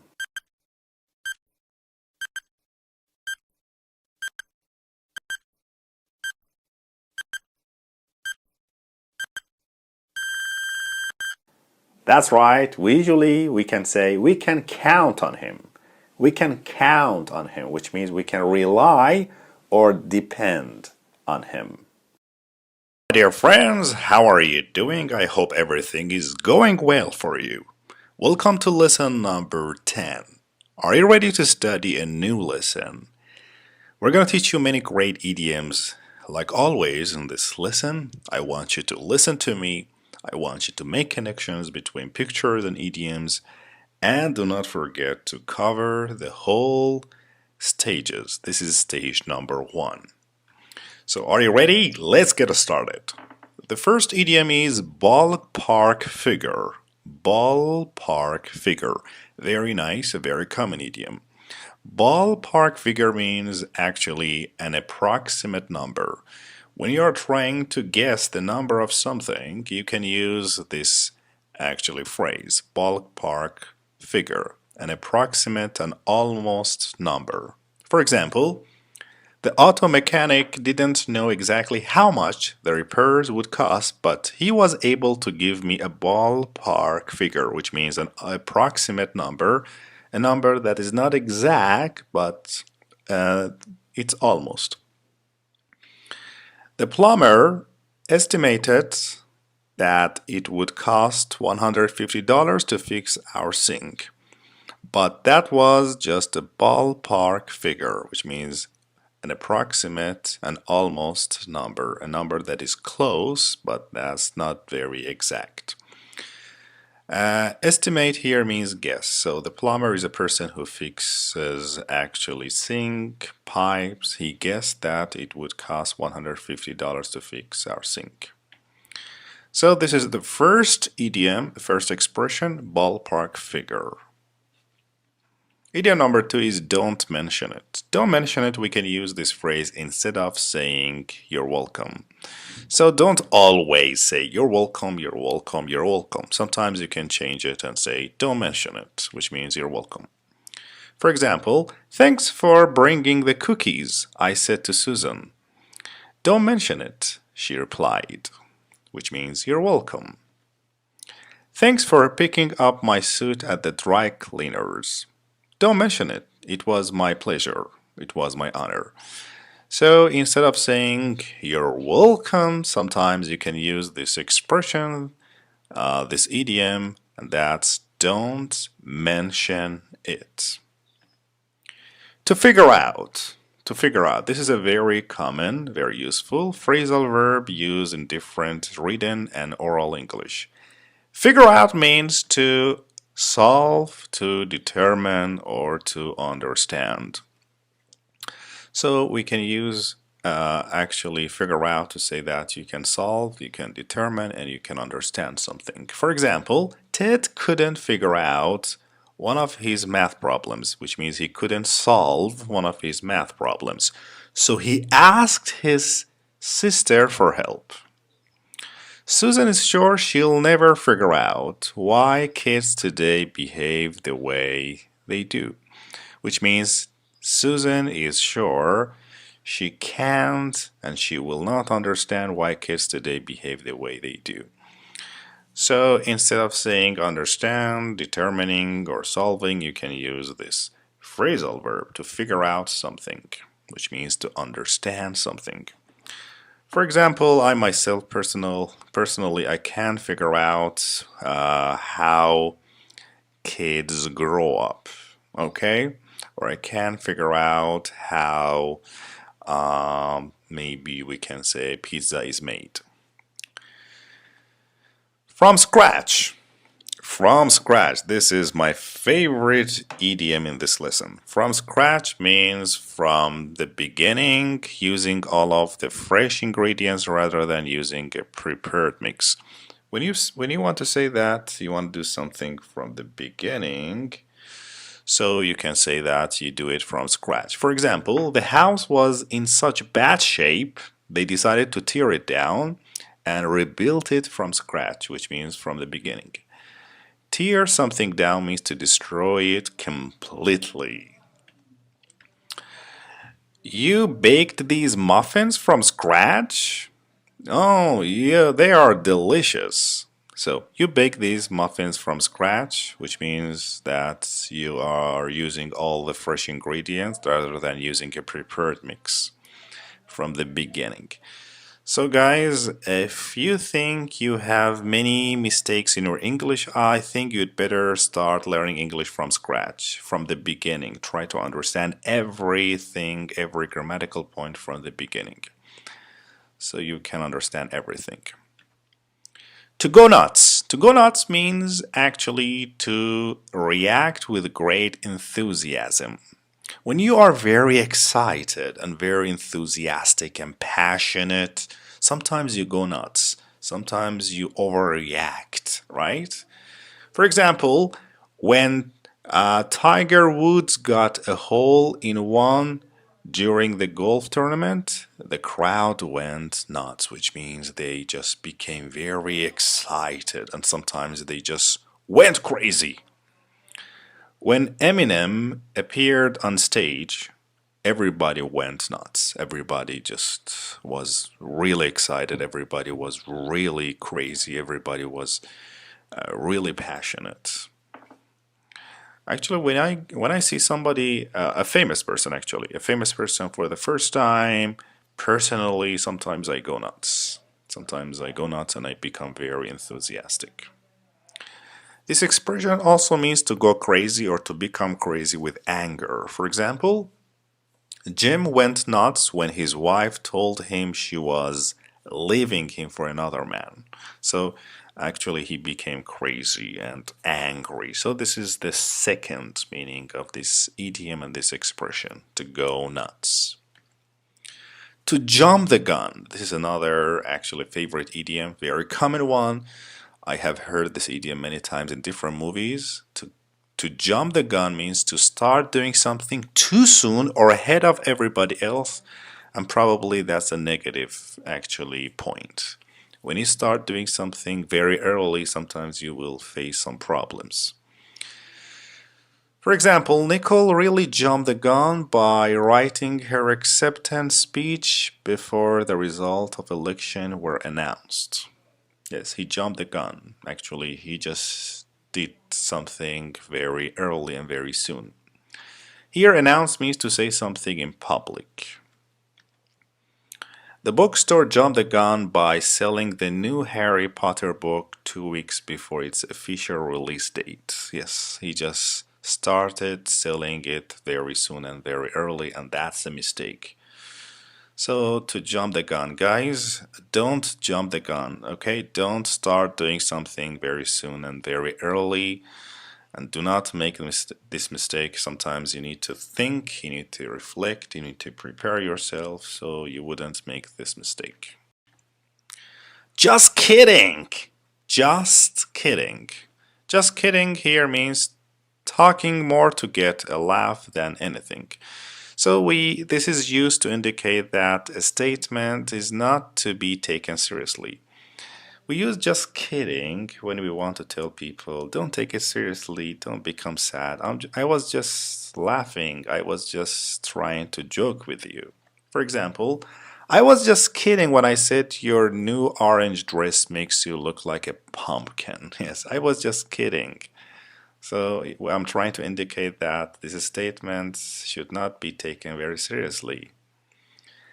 Are you sure that's your boyfriend? I thought he was your grandfather.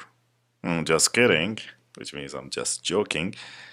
So we can use just kidding after a joke to say that do not take this very seriously. I'm just joking. I'm just kidding with you. I'm just trying to laugh here, okay?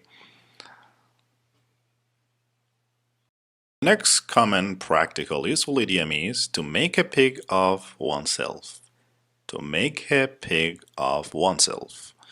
To make a pig of oneself means to overeat, to eat too much. As you can see in this picture, this girl, she's making a pig of herself.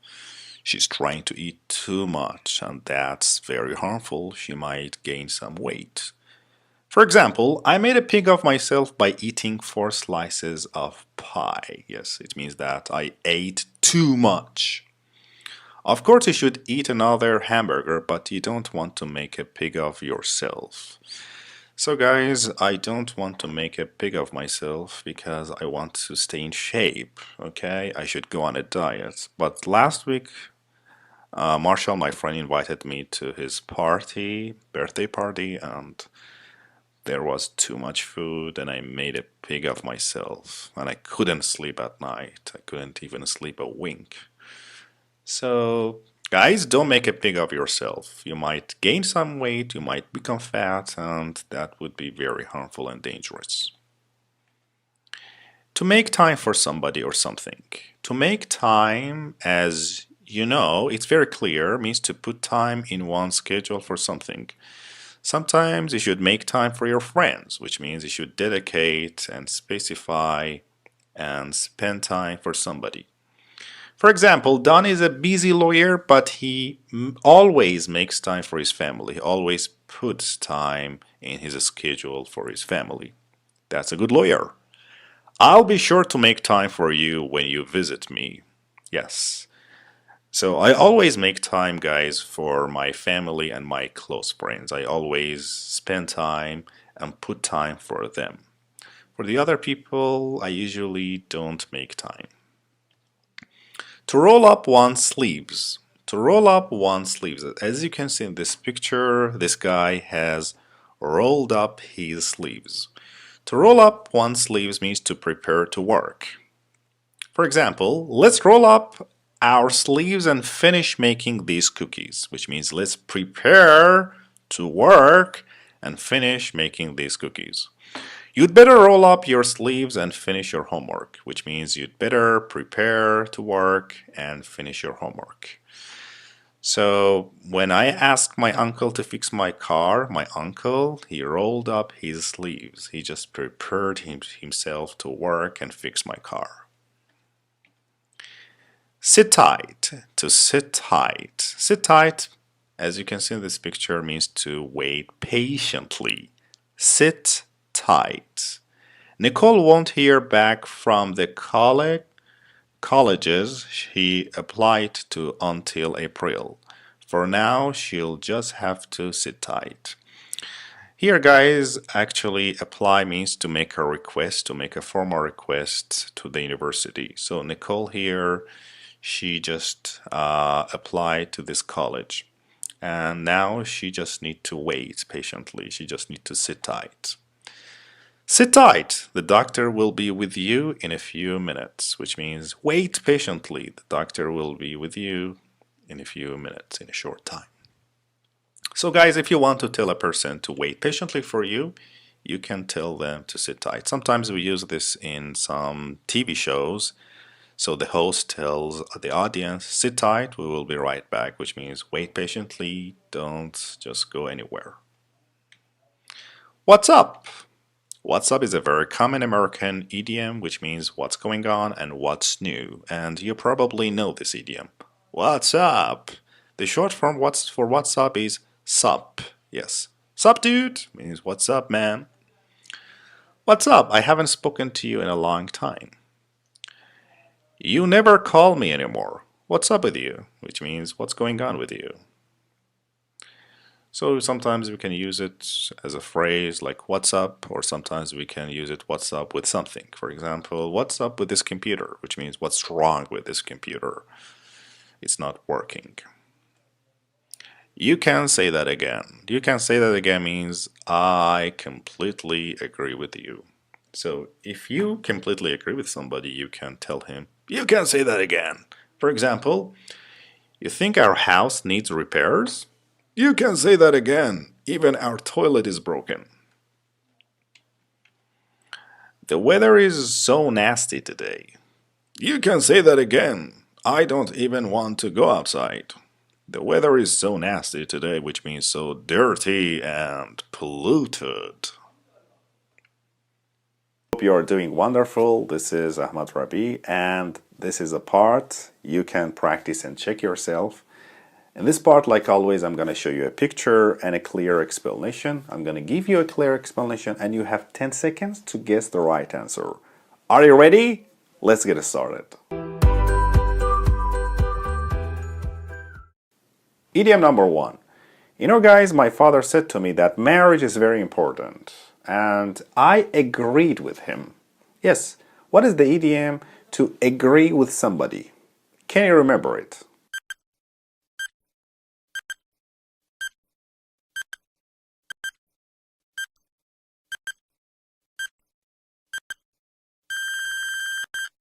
That's right. I told my father, you can say that again, which means I agree with you completely. You can say that again. Idiom number 2. Yesterday I had a doctor appointment, so I went to the office and I waited patiently. What is the idiom for this? To wait patiently for somebody or something. Can you remember it? Think for 10 seconds.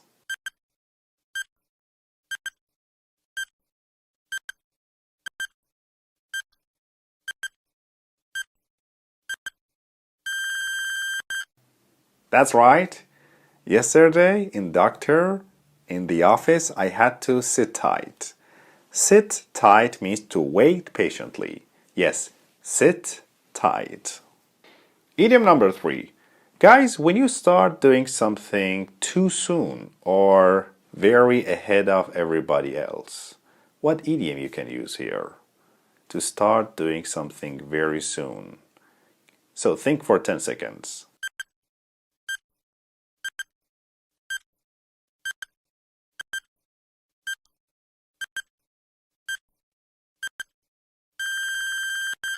Yes, we say jump the gun. For example, I jumped the gun the other days and sold my car. So that was actually really bad because I did it very soon. And now cars are very expensive and I cannot buy a new one. So I jumped the gun. The next idiom is about you're welcome. Can you tell me, guys, what is the other way to say you're welcome in English? Can you remember it? We had this idiom in this lesson. You're welcome. So think for 10 seconds and answer me.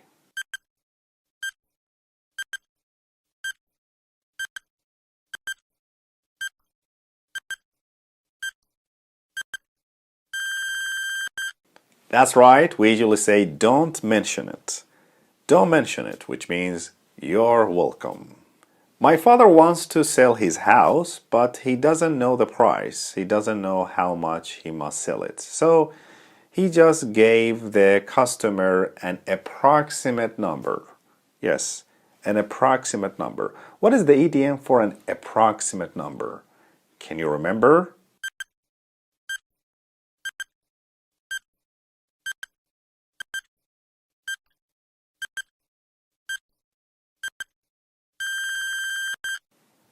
So what is it? Can you remember? That's right, we usually say a ballpark figure. Yes, a ballpark figure, which means an approximate number. You know, my dear friends, I had a project and I started to work on this project, but it failed. So I think I have to start doing it from the beginning. I should start from the first step. So what is the idiom we can use here to start doing something from the beginning because sometimes your first plan failed? Can you remember?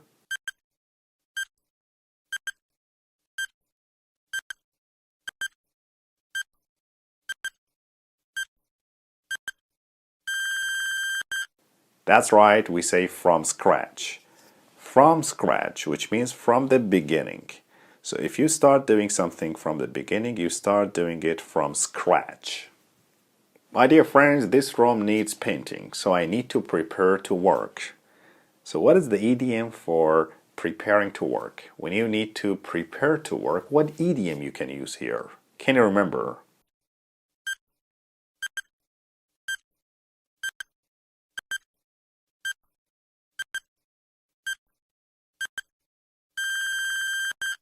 What is it? That's right, we say, I need to roll up my sleeves. I need to roll up my sleeves, which means I need to prepare to work.